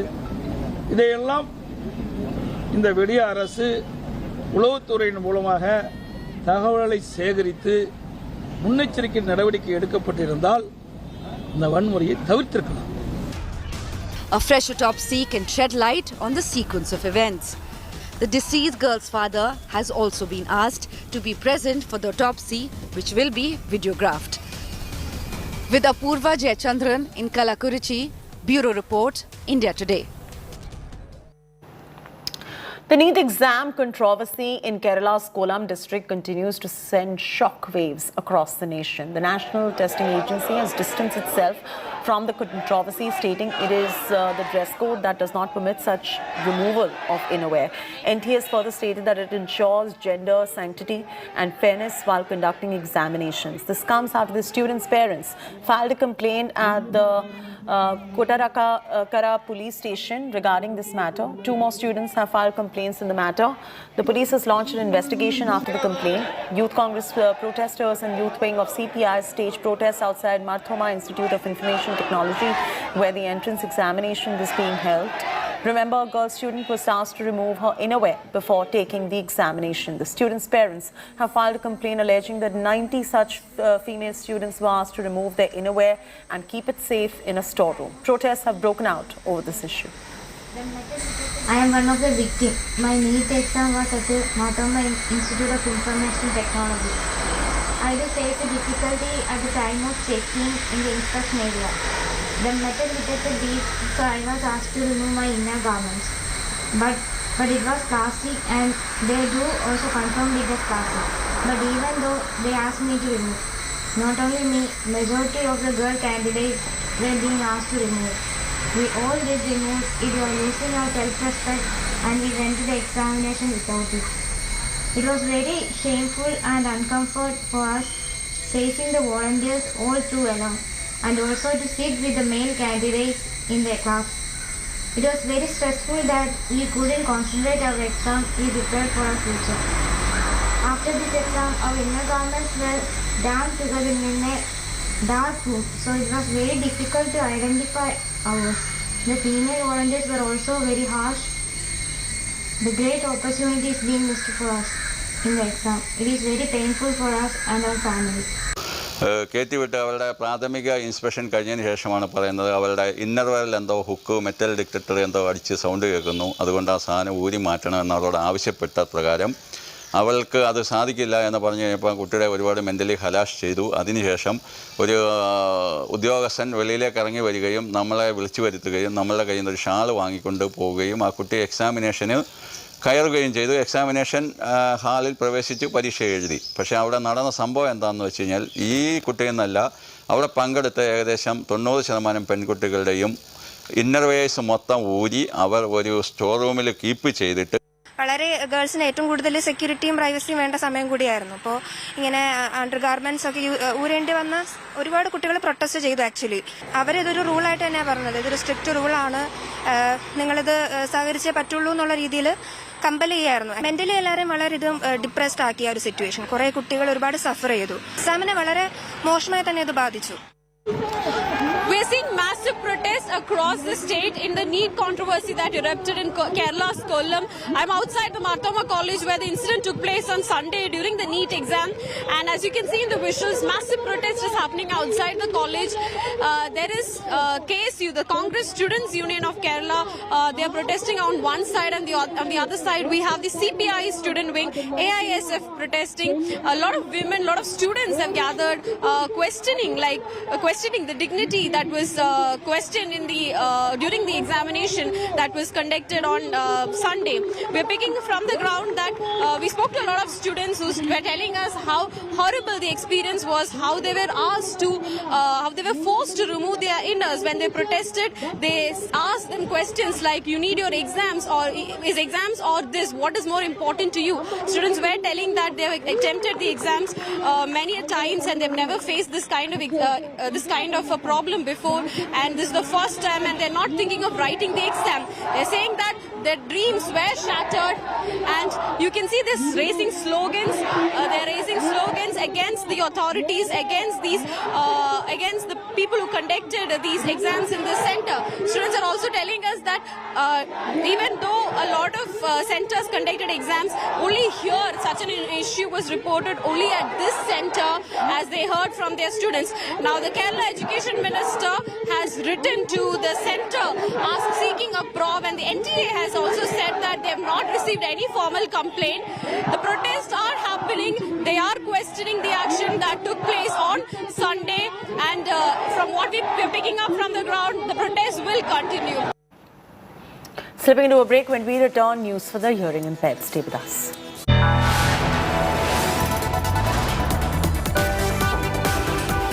You are watching India Today.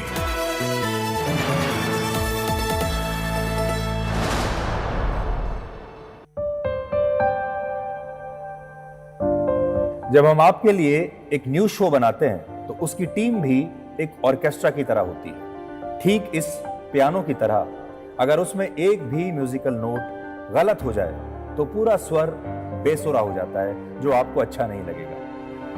वैसे इसी पियानो में मेरे नए शो का नाम भी छिपा हुआ है। ये आपके लिए एक हिंट है।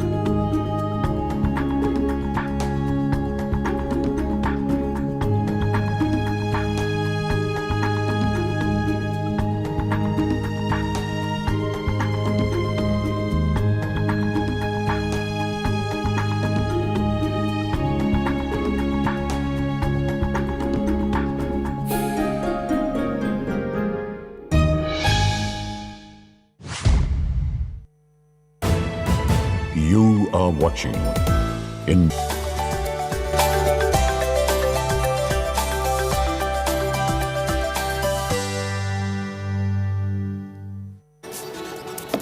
The Supreme Court has given protection against arrest to Nupur Sharma till 10th of August. The suspended BJP spokesperson had moved the top court, citing multiple death and rape threats.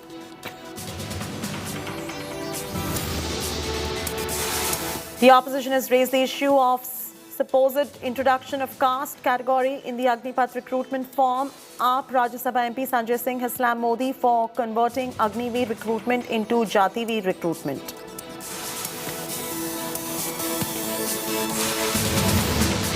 Tamil Nadu Chief Minister M.K. Stalin chairs meeting with officials over Kallakuruchi student suicide and riots.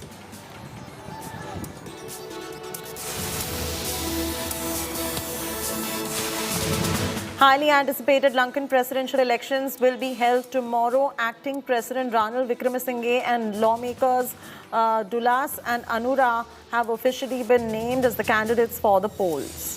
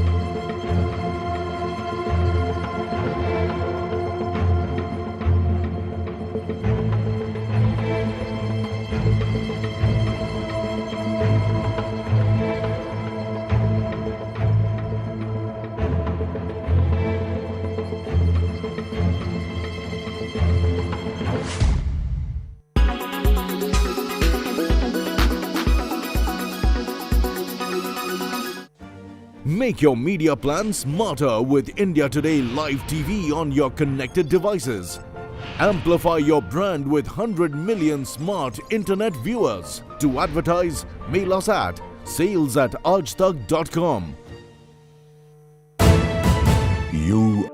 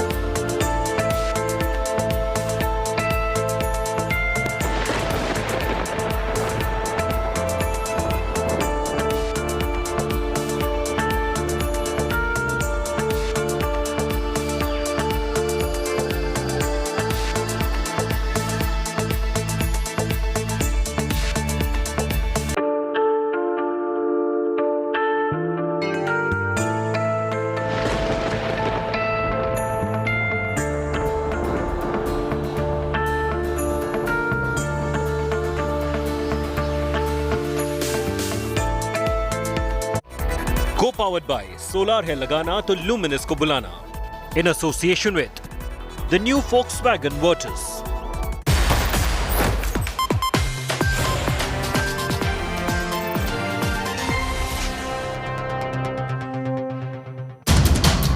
Harassed, humiliated, shamed. I will face a difficulty at the time of checking in the inspection area. The metal detector beeped, so I was asked to remove my inner garments. Kerala NEET exam shocker.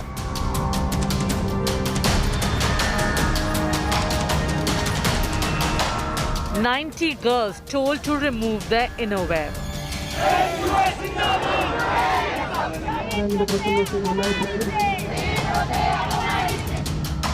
Chapter of shame and indignity.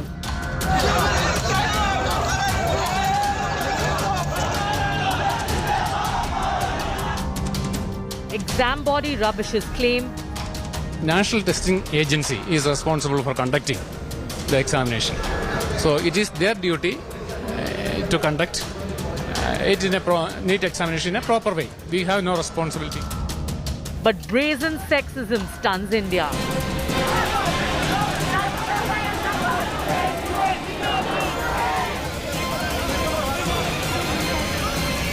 Why hound our girls?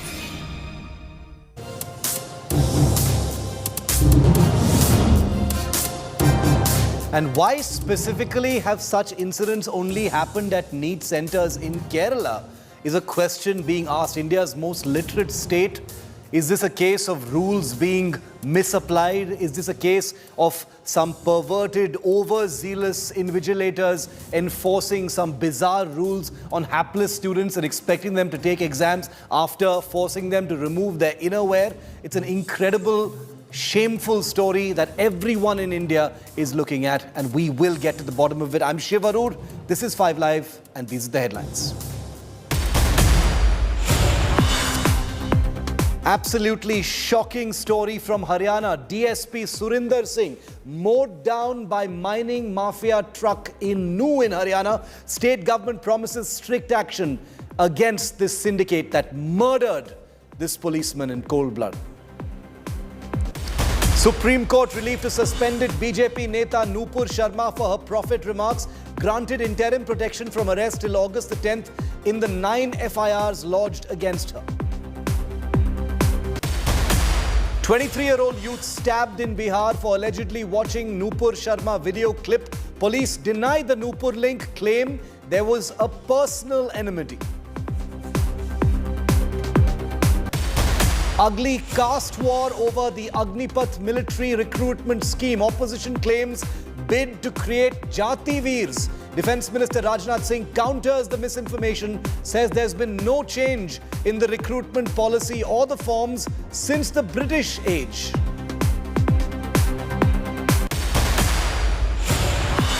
Tamil Nadu bureaucrat transferred after student suicide. Action taken after Stalin's review meet. Victim's second autopsy now underway.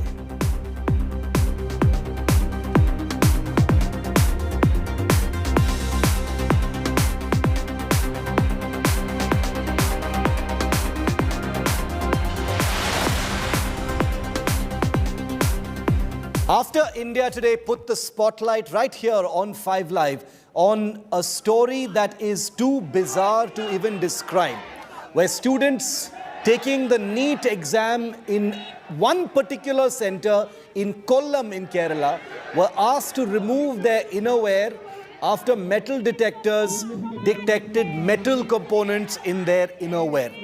They were harassed, they were humiliated, they were asked to leave their innerwear in a separate room. They were shamed, and now they have the country's attention. The NEET exam is taken in different parts of the country. Why have the only 2 instances of this kind only been known to happen once in 2017 in Kerala and now once again in 2022 in Kerala? Over 90 girls, not 1 or 2, 90 girls in Kollam were asked to remove their innerwear before entering the NEET exam hall. This brazen act has stunned India, triggering huge protests that you saw. The agency which conducts NEET has rubbished the Kerala government's charges, claiming that they were made with wrong intention by persons on the ground, and therefore it's become a blame game between the National Testing Agency, which is at the center, and the Kerala state government. Take a look.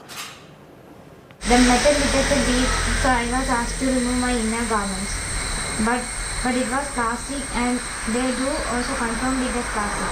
But even though they asked me to remove, very shameful and uncomfort for us facing the volunteers all through alone, and also to sit with the male candidates in their class. It was very... A shocking revelation by a young NEET aspirant says she, along with 90 girls, were told to remove their innerwear to gain access to the exam center. I am one of the victims. My NEET exam was at the Matoma Institute of Information Technology. I do face a difficulty at the time of checking in the inspection area. The metal detector beeped, so I was asked to remove my inner garments. But it was plastic, and they do also confirm it as plastic. But even though they asked me to remove, not only me, majority of the girl candidates were being asked to remove. It was very shameful and uncomfort for us facing the volunteers all through alone. After this exam, our inner garments were damp together in a dark room, so it was very difficult to identify ours. The female volunteers were also very harsh. The shameful action sparked massive outrage and protests. India Today spoke to another girl who too was given similar indecent order as the invigilator feared exam conduct breach from the hooks of the innerwear. ഇങ്ങനെ under garments ഒക്കെ ഊരേണ്ടി വന്ന ഒരുപാട് കുട്ടികൾ protest ചെയ്തു. Actually ഇത് ഞങ്ങളിപ്പോൾ already exam എഴുതി practice ഉണ്ടായിരുന്നതുകൊണ്ട് തന്നെ ഇങ്ങനെ ഒരു സിസ്റ്റം പെട്ടെന്ന് അക്സെപ്റ്റ് ചെയ്യാൻ പറ്റിയില്ല. നമ്മൾ ഒരുപാട് പ്രൊട്ടസ്റ്റ് ചെയ്ത് പറഞ്ഞു നോക്കി. ബട്ട് അവരിതൊരു റൂളായിട്ട് തന്നെയാണ് പറഞ്ഞത്. ഇതൊരു സ്ട്രിക്റ്റ് റൂളാണ്, നിങ്ങളിത് സഹകരിച്ചേ പറ്റുള്ളൂ എന്നുള്ള രീതിയിൽ കമ്പൽ ചെയ്യായിരുന്നു. ആക്ച്വലി ടൈമില്ലായിരുന്നു നമുക്ക് തിരിച്ച് പറയാനായിട്ട്. അപ്പം തന്നെ ഏകദേശം 1 മണിയായി. ഒരുപാട് കുട്ടികൾ കരയുകയും എടുക്കുകയൊക്കെ ചെയ്തു. The National Testing Agency, which conducts NEET, rubbished the charges, claiming they were made with wrong intention. The exam watchdog said that the aspirants appeared for the exam and made no such complaints at the center, adding that its test codes are gender sensitive. But the local MP slammed NTA, saying it is not the first time that such incidents have taken place. Can you imagine that a girl of 16, 17 years of age, such an age student, has not even submitted a complaint? That is the reason by which they are saying that such an incident has never happened in that examination hall. But so many students, even more than 21 students were frisked, that they are not even allowed to enter into the hall without cutting and removing the metallic object in the innerwear. NCPCR, the apex body for shielding children against crime, has written to the local authorities seeking action. It's very unfortunate if we can't trust our children, if we are forcing them to remove their innerwears. It's very unfortunate situation. And we are issuing a notice to the district magistrate of Kollam to look into the matter, inquire into the matter, and submit a report to NCPCR, identify the authorities. Youth Congress staged a protest outside Marthoma Institute of Information and Technology, where the entrance exam was being conducted. Cops recorded the statement of the complainants. Our duty was to provide the classrooms and invigilators. The National Testing Agency is responsible for conducting the examination. So it is their duty to conduct it in a NEET examination in a proper way. We have no responsibility in the conduct of this examination. Kerala Higher Education Minister wrote to Centre seeking strict action against NTA for the brazen sexism that has stunned India. Different parties, different organizations, everybody coming together, protesting and hoping that these kind of issues does not take place in this very state, Kerala. With video journalist Tinku Rajashekar, this is Shubhimol KG reporting for India Today from Kollam.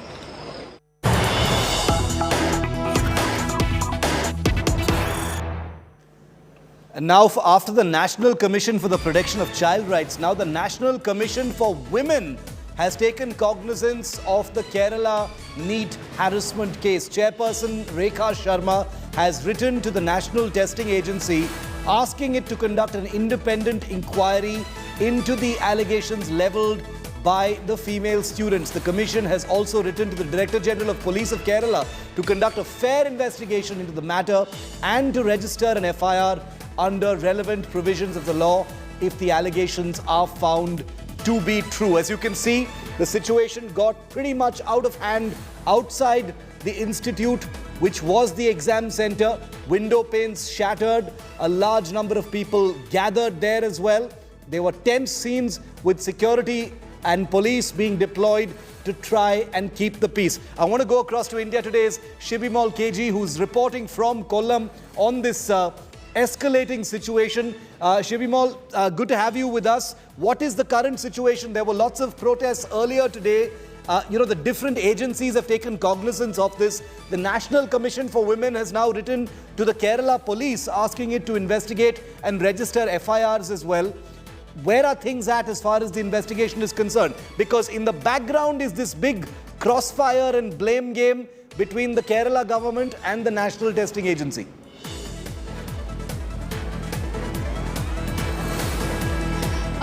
Well, the latest shift that we're picking up from the ground is that a total of 5 complaints have reached police, in which an FIR has been registered in 1 and a total of 5 complaints. Now that makes a total of 5, and the FIR has been registered in the complaint that was filed yesterday by a student, and her statements were recorded yesterday. We are hearing from the police sources that the other 4 students, their statements will also be recorded, and also 5, right? As of now, 5 have been under custody. The police have confirmed that they've taken 5 people under custody, in which 3 of them are from the agency side and the other 2 are from the college side. Now, when we spoke to the college officials, they're telling us that the 2 people who are from the college side, they're 2 women, and they're workers here, they're sweepers here, as well as from there, and they're justifying that they had no idea. These 2 women had no idea what was going on here, what exam was going on here.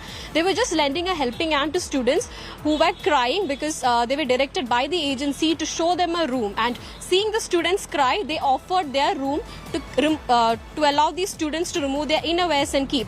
That's the latest that we're picking up from the ground. Yes, like you mentioned, a lot of protests we saw today from morning, from the Youth Congress to the CPI student wing to the SFI, and we are also hearing that now Yuva Morcha will also be taking out a protest. Massive protest. Everybody from the government to the common people in the state are responding, reacting, and we are hopeful that in the coming days we'll see more action against this. Shubhimol, thank you very much for joining me on that. And like I said, this entire issue, since India Today put the spotlight first on this story a couple of days ago, it has precipitated into a vicious blame game between the Kerala government authorities on the ground in Kollam in Kerala and the National Testing Agency, which conducts the NEET exam. Take a look now at who is saying what. Now, the National Testing Agency says dress code ensures sanctity of the exam. But R. Bindu, who is the Kerala Education Minister, says this is a naked assault on the dignity of students. And I completely agree with her. It's a naked assault on the dignity of students. Our dress code is gender sensitive, says the National Testing Agency. The Kerala government, through its minister, says morale and composure of students has been affected thanks to what has been done in this particular case. Now you've got the National Testing Agency saying no such incidents took place during the exam. But the Kerala government says it's shameful and shocking. This turn of events is shameful and shocking. Police complaint made with wrong intent, says the National Testing Agency, which is under fire because that's the organization conducting this exam. The Kerala government says the National Testing Agency must take effective measures, basically saying the NTA can't shed blame, it can't deflect blame for this entire situation. Now I want to show you what metal detector rules are. Remember, we all go through metal detectors so many times in our lives in so many different places, exam halls, airports, cinema halls, etc. But, metal detectors have never meant us taking off our innerwear. Nobody is asked to take off their innerwear. Why should it happen in an exam hall? Take a look at these very simple rules. The Kollam NEET exam hall, the rule is no metallic object allowed. UPSC exam hall, no metallic, let's go back to the first plate. No metallic object is allowed. Airports also, metallic objects are not permitted. Now, take a look at what has happened in the Kollam exam hall. This was identified as a banned object. What we're talking about is hooks on the innerwear of some of these girls was identified as a banned object. If the same person had gone into a UPSC exam hall, that hook would not have been counted as a banned object, and it would not have been counted as a banned object in an airport either. Therefore, take a look at what the personnel on the ground have actually done. In the case of the Kollam NEET exam hall, it is very clear that they've used excessive and non-stipulated action. Nowhere in the NTA rules does it say, please tell the girls to take off their innerwear, only then they will be allowed. So who has decided to take this ridiculous, excessive action? The invigilators and the security personnel at the Kollam exam hall. It remains to be seen whether the NTA is responsible or the Kerala government, but it is the NTA that holds this exam. In a UPSC exam hall, there would have been no hindrance to the student. They would have been allowed in because anyone with a brain will know that any metallic object in somebody's innerwear is not something to be, to set off an alarm bell in security. There would be no hindrance to passengers as far as airport entry is concerned. Take, for example, what the action was taken. Those girls were asked to remove their innerwear. That was the action taken after metal hooks were detected in their innerwear. In a UPSC exam hall or at the airport, there would possibly have been some frisking. In the airport, there would have been the wand and hand frisking to verify what the metal object is, if in case those hooks had set off some kind of alarm in that metal system. In normal course, that does not happen. So it's a ridiculous situation where a few overzealous, perhaps over-eager personnel with absolutely no mind on how to apply rules, what rules to, interpret in a certain way, what care to take about the minds of students, the health of students, the emotions of students before they take an exam. They have truly shamed the education system and bogged down the Kerala government and the NTA in a needless controversy. I'm joined by Divya Reddy Sala. She's a social activist. Thank you, ma'am, for being with me on this story. There is a sense of ridiculousness and absurdity in this particular story because, one hasn't heard of this thing happening anywhere else, madam. It's happened in Kannur in Kerala in 2017 once. Now it's happening in Kollam in Kerala. Why do you think this is the case? There's this ugly blame game going on between Delhi and Kerala over this whole thing. Where do you think the blame lies, ma'am? See, today I'm not just here as a social activist, but as a Beti of Hindustan, right? I'm glad we're all on the same page, that we're all condemning this heinous crime. But yet again, it's a battle against a woman to save her modesty. Yes, there has been a dress code that was given, and like you rightfully said, they probably would not allow jewelry, they would not allow watches, anything that is more metal than that we would have on our body on a regular basis. But a hook on in your innerwear or that is not just absurd, but I think like you've mentioned that it is some zealous person who went a little overboard. I think a little differently on that. I think he's an absolute pervert to do this. I will not even glitch once before I say it, but it's an absolute pervert thought of what he has done to the students. Today, this teenager is not just traumatized for the exam, not for a year, not for two, probably for the next 30 years. She or along her other student friends, I think they would all be traumatized for the next 30 years. And how and who is going to compensate for this? And in fact, these friskers, I just don't understand. Are these people even qualified? These private friskers of private companies, are they even qualified? To me, they don't even look like invigilators. They are more like monsters who are coming with such heinous thoughts in their head, and such uneducated, illiterate brutes are going to decide what our aspirational these educated girls have to go through. Very true, very true. I completely agree with you, Divya, because, the point is, this may be one particular exam center. There may be people who say this is one stray exam center where this has happened. Largely, nothing of this kind has ever happened. But this one incident has become enough. It has become representative of what kinds of things sometimes are allowed to creep into our system, and like you rightly said, destroy the lives and the emotions and the mental health of young women who are about to go into college and things like that. So what happened in Kollam? We also, Divya, stay with me. We also have N.K. Premchandran. He's the local member of parliament from Kollam. Mr. Premchandran, thank you for being with us on this show. We also have Divya Reddy Sala with us. Mr. Premchandran, what happened in Kollam is shocking. Are you going to raise this, at a higher level? Will you take this up in parliament? This is not just about Kollam, sir. It is quite shocking to all of us, because yesterday in Kollam district on Ayur Marthoma College, this medical undergraduate entrance examination was there, and the girl students were forced to remove their innerwear before entering into the hall. Not only before entering into the hall, even after the examination is over, they were not even allowed to take back their innerwears. Such an inhuman and barbaric act on the part of the authorities, that too the National Testing Agency, they are conducting the test. Just never even heard of. So many students were frisked and they were not even allowed to enter into the hall, and even they have threatened whether the future of you is important or the innerwear is important. That was the threat which is being made by the authorities. Stunning. It is absolutely the sole responsibility, legally and morally, the National Testing Agency is responsible for this. So I am demanding a high-level probe in this matter.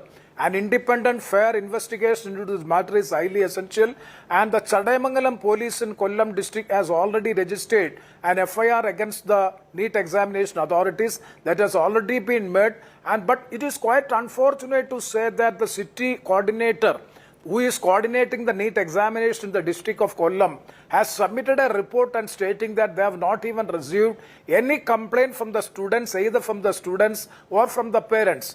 Can you imagine that a girl of 16, 17 years of age, such an age student, has not even submitted a complaint? That is the reason by which they are saying that such an incident has never happened in that examination hall. But so many students, even more than 21 students were frisked, that they are not even allowed to enter into the hall without cutting and removing the metallic object in the innerwear. Sir, but the National Testing Agency says that no such incident has taken place. They are passing the buck. They are, blaming people on the ground for what has taken place. They are in denial. They are saying we are not at fault. There are no such rules to act in this way under NTA rules. What is your reaction to that? No, how can they say it like that way? Because what is the reason by which they are saying only because of the reason they have not received any complaint from the girl students or from their parents? That is the only reason by which they are saying. But to my information, I have contacted several people in my constituency. To my information, this National Testing Agency, though they are the sole agent in conducting the examination, NEET examination, they will be subletting to other agencies, sub-agencies, and they are actually conducting the examination. This frisking and all this inspection, everything is being done by the agencies which are subordinate or subletting agencies will be doing it. And inexperienced ladies, those who are working in bakeries, in hotels, they are deployed for having this frisking. That is the information which I have received, gathered from my constituency, especially in my district, Kollam. That means totally, and it is not the first incident. Even in 2017 also, same incidents happened in Kannur district, and 4 teachers were suspended for frisking and forcing the students to remove their undergarments or the... It's incredible because there were so many. It was not a one-off case. There were large numbers of young women who were made to remove their innerwear. It's not, and the point is, it's happened before as well. Why is this happened only in Kerala? At least I am not aware of it happening anywhere else. This is not state specific, but is there some problem there? Is there a problem with the kinds of personnel who are deployed in these exam halls? Divya, the National Commission for Women has asked for a police investigation into this. Do you think that those responsible will actually be punished? Because there's already a huge political blame game going on now. Everyone's passing the buck. See, again, I will reiterate what I've said, even earlier. Like, I'm not here to blame any government or political parties, but the whole system as such is time and again failing women's safety. I was here even last month, screaming my lungs out about the minor rape case that has happened in Hyderabad. And all thanks to media that they are running the trial. And it's not in the judiciary, it's not with the police, it's not with anybody, who's liable to do this. But I think the responsible ones are being the media, because the more people like us are coming and, being, asked for our opinion, and when we're speaking out loud, media is picking it up, and that's when the whole trial is happening. Even with the case down south last time, the DCP initially said that, no MLA son was involved. And then eventually it came out that he was also arrested. So, that was all, I think, fairly, it's because of the pressure that the media and... Indeed. Okay. Yes, absolutely. Mr. Premachandran, this kind of incident, and I must press you on this, it's happened before in Kerala. The NEET exams happen in different parts of the country, sir. Why is it this kind of incident is happening for the second time in Kerala? It happened in 2017 and it's happening now. Yeah, it is very strange to say that it is only happening in Kerala, such a state having high education rate and all these things. I cannot understand why it is happening in Kerala alone, because anyway, it is a reality. That is why in the year 2017, 4 teachers were suspended for the same reason by which the girl students were humiliated. And the same incident which took place yesterday in my district also, I can't understand what is the reason by which. But one thing and one justification or reason given by the National Testing Agency is very strange. They are saying that they want to defame the NEET examination. What is the reason? And that's ridiculous. It is really shocking to us all why they are having this body inspection, this frisking. What is it? Because there are invigilators are there in the examination halls. There are instructors are there. And so many other, and this photographs, so the cameras are also there. Then what is the need of having such a thorough frisking and all these things before entering into the examination halls? So my point is, if there is any guideline, I think that this there is a guideline is there. No metallic objects shall be entered into the examination hall. But what about the metallic objects which is attached to or clipped to this undergarments or the dress? They have to be, it is not clarified. And what is the reason? What is the justification having this frisking? What is the thing? Because this is an objective type competitive examination by which there is no chance of manipulation, is very less. Even if there is any chance of manipulation, there are invigilators, there are cameras are there, everything is out there. But what is the necessity of having such very serious kind of inspection and all these things? It cannot be accepted. It cannot be justified at any cost. My point is that if any norms which are inhuman. Now you've got the National Commission for the Protection of Child Rights. You've got the National Commission for Women. You've got the Kerala Police, you've got the Kerala government, you've got the National Testing Agency, all at various levels conducting their own sorts of investigations. There's a blame game going on, but there are investigations also taking place. And Divya, like you rightly pointed out, because of the media pressure, there is likely to be some action here. The question I want to ask you, Divya, is what kind of effect would something like this happen to the, what kind of effect would this have on these young women? They're on the threshold of the most crucial phase of their lives. What kind of effect would this have? let's all begin with the fact that, right after this incident has happened with her, she had to give one of the most important exams of her life that is going to decide the rest of her future as a career path, right? What more can you use as a weapon to ruin someone's life if you're, apart from a situation like this? Do you think that what these girls have gone through can ever be compensated in any format by anyone? I don't think there is anybody. And in fact, I heard another ridiculous comment where the superintendent, I think, mentioned saying that it was a false complaint that was filed by the father. I mean, there's so many fathers who are listening to me right now. Yeah. Do you really think any father would use this as an excuse for any purpose of life? I mean, where we are talking about human rights, but this is lower than what inhumane qualifies for.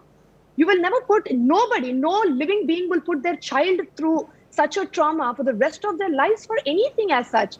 So the comebacks that are, that are surfacing are especially very, very disturbing as such, apart from whatever has happened. Yes. And Mr. Premachandran, if you're still with me, one final question to you, sir. Have you had a chance, I get it, the politics is playing out, investigation will happen. Have you had a chance, since this happened in your constituency, have you had a chance to reach out and speak to any of the families or by chance to any of these young women who have suffered this ordeal? No, so many people have contacted, so many principals have contacted, other examination centers people have contacted. They're all having a genuine complaint that in order to enter, before entering into the hall, the inspection and the frisking procedure is very, very, very disturbing, because even the self-confidence of the students are being distorted or disturbed. Why? Because these are all adolescent girls. When they are, before entering into the hall, the way by which they are being inspected or they are being frisked means that complaints are getting, and some parents do not want to disclose even their names or also making complaints, and media people have already approached them and they have given live telecast response have already been given by most of the parents in Kerala. Yeah, they have. And they have given complaint also. One student, girl student's father has lodged a complaint in Chadaimangalam police station. That is why the FIR is also registered. We're gonna keep a very, very close watch on the kind of investigation that takes place, and we will ensure some action. Divya, last word to you. Go ahead. Thank you so much. See, our constitution has been so well crafted by Baba Saheb Ambedkar to safeguard women's rights, but unfortunately, 75 years later, we are still sitting and having a discussion over it. As much as we discuss Make in India, Stand Up India, Fit India, I urge the government and the entire system to start Wake Up India. That's what we need for women. Very well said. I'm going to end on that note. When will that day actually come? Thanks very much, Mr. Premachandran, for taking our questions. Divya, always a pleasure. Thank you very much. Very important issue. We will keep it front and center until some form of justice or some explanation is provided to these young women. That story first reported, remember, here on India Today. Coming up next on 5 Live, an ugly war over the Agnipath scheme has entered the realm of brazen misinformation, with opposition netas firing ridiculous self-goals at the Indian army. And I'm going to bust that fake news on the other side.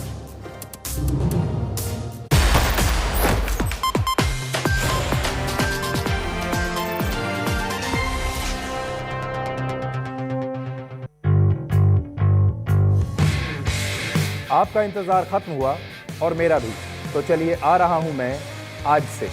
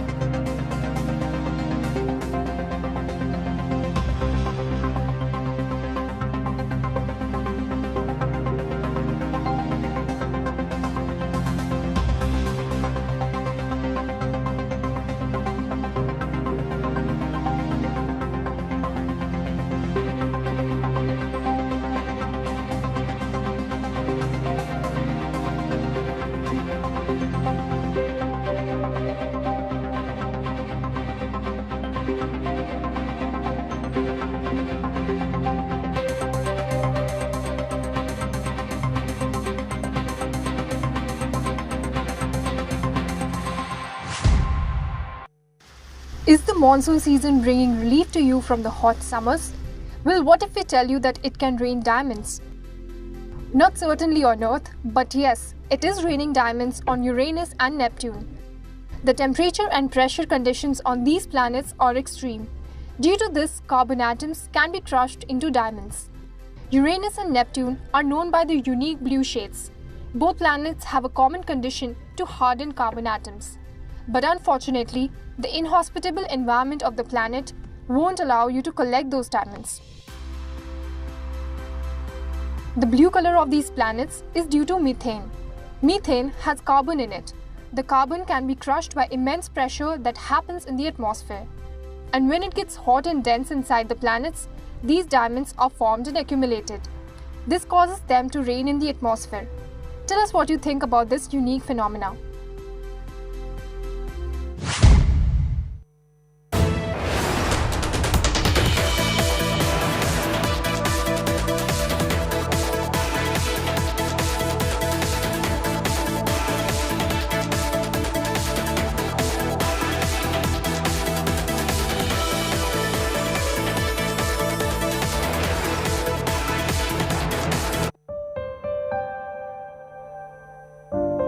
जब हम आपके लिए एक news show बनाते हैं तो उसकी team भी एक ऑर्केस्ट्रा की तरह होती है। ठीक इस पियानो की तरह अगर उसमें एक भी म्यूजिकल नोट गलत हो जाए तो पूरा स्वर बेसुरा हो जाता है, जो आपको अच्छा नहीं लगेगा। वैसे इसी पियानो में मेरे नए शो का नाम भी छिपा हुआ है। ये आपके लिए एक हिंट है।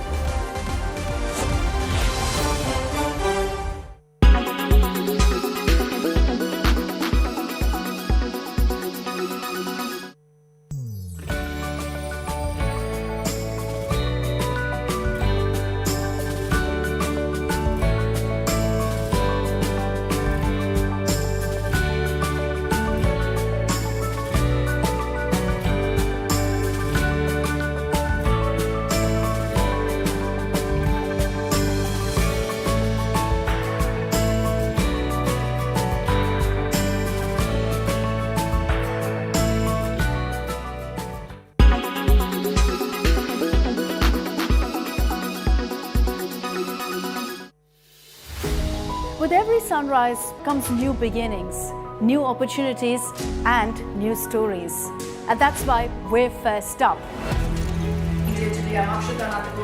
While you're sleeping, we're hard at work to ensure you get the perfect news shot every morning. Get you all the updates. Our morning mission to get you news that's fresh and packed with flavor. Watch First Up every weekday morning with me, Akshata Nandagopal, right here on India Today.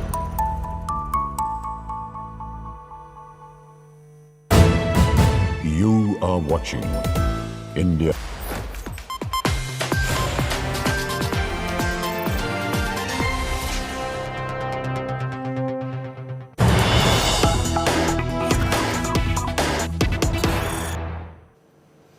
Okay, we've got a piece of breaking news coming in from the shocking incident where a DSP level policeman was mowed down in Haryana. Now there's been an encounter. There's been an encounter in Haryana after the DSP was mowed down by a sand mafia. An encounter between the Haryana police and the mining mafia is currently on. That's the big story we're breaking right now. One accused has been shot at in this police encounter. The police is not taking this lying down. One of their own has been mowed down and murdered brutally by the sand mining mafia. And now it has triggered an encounter between the Haryana police and the mining mafia. One accused has reportedly been shot at this point of time. Let's go straight across to get a live update from India Today's Shreya Chatterjee. Shreya, what's going on? Well, Shiv, you know, this is the very spot where the DSP was mowed down in the early morning when he had got a tip-off about illegal mining that was being conducted in the area. Before I go across to actually tell the updates, I will try to show how illegal mining was rampant at this very area. You can see the visuals on our screen. This even then when the Supreme Court had banned mining in the Aravalli regions. Now, so far the information that we have, Ikkar, who's being said as the driver of the dumper, he has been arrested and he's received a gunshot injury in his knee. He's been taken to Nahlar Medical College. After his examination, he'll likely be produced before the court for the further remand in custody. But this is a brazen incident where a DSP was mowed down in broad daylight when he had come to stop the illegal mafias that have been rampant in the Aravalli region despite a Supreme Court order. Is that encounter still on, Shreya? Well, Shiv, so far the information that we've received, the encounter is over. The person tried to flee the spot. Is how he received the gun injury, the bullet injury in his knee is what I'm being told. We got a quick word from one of the officers. He said that they've been taking him to the Nalhar Medical College where he's been examined right now, post which they'll move the court and seek further remand of this person. Important piece of detail, the person is from the same area where the DSP was mowed down. This is the Panchgaon region where the DSP of Tauro was mowed down, and the accused who's been caught is also from the same region, is what we are being told. Very, very troubling, very unsettling developments there, Shreya, at the spot where that murder took place as well. Let's listen in. Some more updates coming in from the ground. Police are speaking now. Let's listen in. कुछ लोग mining कर रहे थे अवैध रूप से, उनको रोकने के लिए जब वो गए थे और उनके साथ उनके स्टाफ के लोग भी थे, तो उन पे इन अपराधियों ने डंपर चढ़ाया जिससे उनकी मौके पर मृत्यु हो गई। इस संदर्भ में एक मुकदमा दर्ज हुआ है हत्या का, और मुझे बताया गया है कि उसमें एक अभियुक्त अभी मुठभेड़ के बाद उसके पैर में गोली लगी है और वो काबू किया गया है। बाकी जो अभियुक्त हैं उनको शीघ्र काबू किया जाएगा, और इसमें संलिप्त जो भी दोषी हैं उनको किसी भी कीमत पर गंभीर से गंभीर हम जो है स्टेप लेंगे और उनको जल्द से जल्द पकड़ेंगे।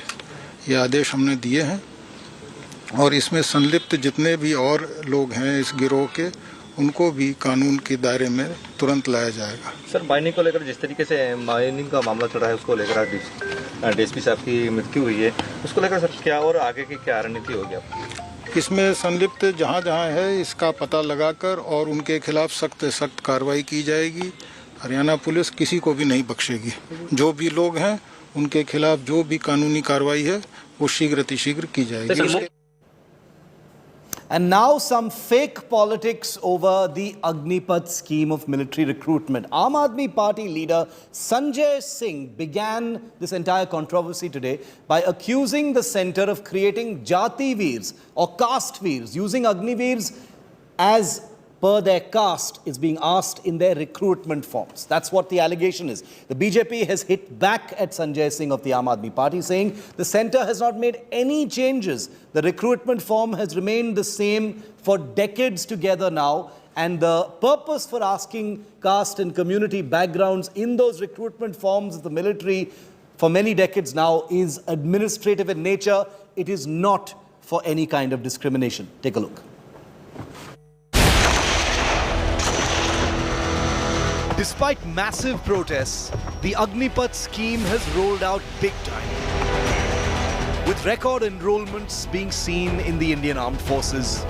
But on Tuesday, the scheme provided certain netas with a fresh opportunity for politics. It began with this tweet from Aam Aadmi Party leader Sanjay Singh, who aggressively attacked the government, claiming that under the Modi Sarkar, the army was now demanding caste and religion information in enrollment forms for potential defense recruits. The heated claim blew up on social media, unsurprising given what an emotive issue caste is. The topic was too delicious to resist, and soon other opposition netas leapt into this whirlpool of outrage. What they hadn't accounted for was the fact that they were plainly, embarrassingly wrong. आप सेना की भर्ती में जहां आरक्षण की व्यवस्था नहीं है, मान लीजिए, वहां पर आप जाति क्यों पूछ रहे हैं? क्यों पूछ रहे हैं? इसके पीछे आधार क्या है? क्या आप देखना चाहते हैं ये कौन सा पिछड़ा है, ये कौन से दलित हैं, ये कौन से आदिवासी हैं? ये जानना चाहते हैं आप? इसके अलावा क्या मंशा है आपकी? जिसकी सेहत अच्छी है उसको लीजिए सेना में। बहुत स्पष्ट रूप से आर्मी ने कहा है हमारे रिक्रूटमेंट प्रोसेस में धर्म का कोई स्थान नहीं, किंतु अनफॉर्चुनेटली अभाग्यवशत यदि कर्म क्षेत्र में युद्ध के समय किसी जवान को शहादत या वो बलिदान को प्राप्त हो जाता है तो उसकी जो अंत्येष्टि की जाएगी, उसके जो अंतिम क्रियाएं की जाएंगी वो कैसे की जाएंगी, ये निर्धारित करना भी सेंसिबिलिटी और सेंसिटिविटी के आधार पर होता है। इसलिए धर्म का एक कॉलम होता है। मैं ये स्पष्ट कर देना चाहता हूं कि यह पूरी तरह अफवाह है। जो पहले व्यवस्था थी, हमारी आज़ादी के पहले से वही व्यवस्था अब तक चली आ रही है, उसमें कहीं पर कोई परिवर्तन नहीं हुआ। While the army refused to be dragged into the political fracas, given its sensitivity, the facts speak for themselves. The collection of caste and community data in the armed forces goes back 7 decades to the British era, where such data was collected for some key reasons, specifically for administrative purposes to populate regiments of persons from the same area, as well as to generate representational data. It is also used for religious rituals of soldiers who died during training or while on duty. But when have facts ever come in the way of politics? But the more immediate debate over the Agnipath scheme could be afoot in Parliament, with several substantive concerns and questions to be discussed threadbare. But with this ill-informed misfire at the government, the opposition has begun its street fight with dud ammunition. And it has only perhaps added to the misinformation surrounding the scheme. Bureau Report, India Today.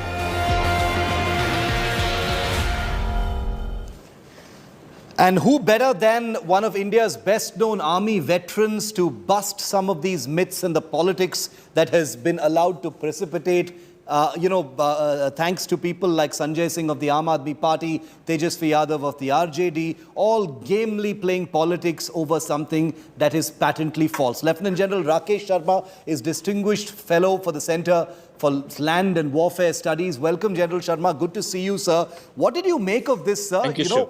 With people like I know that soldiers like you don't like getting into the politics of things, and you're uncomfortable with the whole tamasha that has gone on over Agnipath, where there are many substantive debates. But with politicians saying Jati Veer and putting up screenshots, General, of the recruitment form, which has, to my understanding, been the same for many decades now together.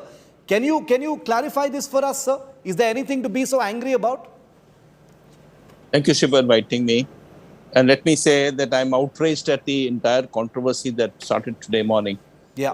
It is painful and it is hurtful to hear all this. That's because people have lack of knowledge as to how recruitment takes place in the armed forces over the period of 7 decades, as also how does a man get administrated, a woman get administered over the period of his career.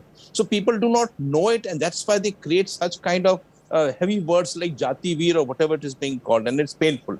Now let me state it this way, that 75% of the army is all India, all class, and 25% odd would be people belonging to the same cohesive units like the Sikhs or the Gurkhas or the Dogras.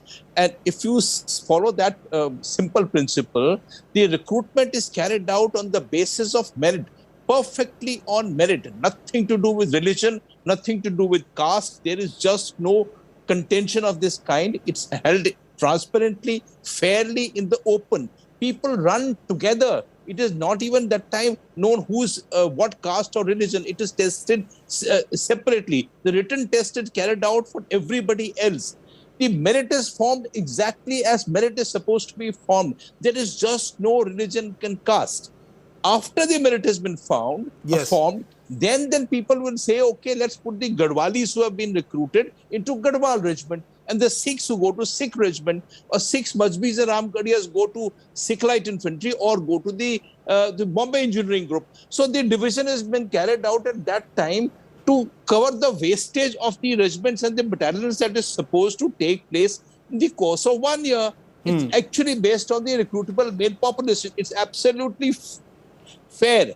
Now, for example, I'll tell you Jack Light Infantry, Jack Light Infantry, who comes from Jammu and Kashmir, has 50% Muslims and 50% Hindus. That's a level laid down. Now, it's on the basis of the number of people in a battalion. You get a Maulvi posted, or you get a Pujari posted, or a Padri posted. So for a Assam regiment unit, if there are 125 people, they will be authorized a Padri. It is supposed to be, that's part of a secular traditions of this Sarv Dharam traditions of the armed forces. So I think, this is actually false controversy being created, and it's causing deep amount of anguish among the soldiers also. And General, these are elected representatives. These are not some fringe elements. These are elected representatives who are making these claims through their official Twitter handles, which are followed by hundreds of thousands of people.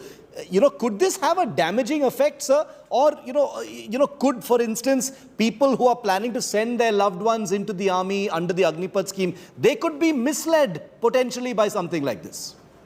I don't think so. You see, if you say that there is a rally being carried out into an area, the parents also land up in the rally. The rally is a good mela. It's like a good fair. There are thousands and thousands aspirants, and there are thousands and thousands of parents there. Yes. Every relatives are watching it, what's happening. They see how the running is carried out, how the physical exercises, how measurements have been done, how medical has been done, how written has been done. It's all in the open, in the sight of everybody else. It's duly recorded. There is civil administration there. You cannot hold a recruitment rally without the concurrence of the local DC. Because he gives you date and time. It's all perfectly, and most of these gentlemen who will raise the issue will know this, because the civil administration is as intimately involved into recruitment processes of the armed forces as the armed forces are. So to say that there is something being carried out for the purpose of just because the call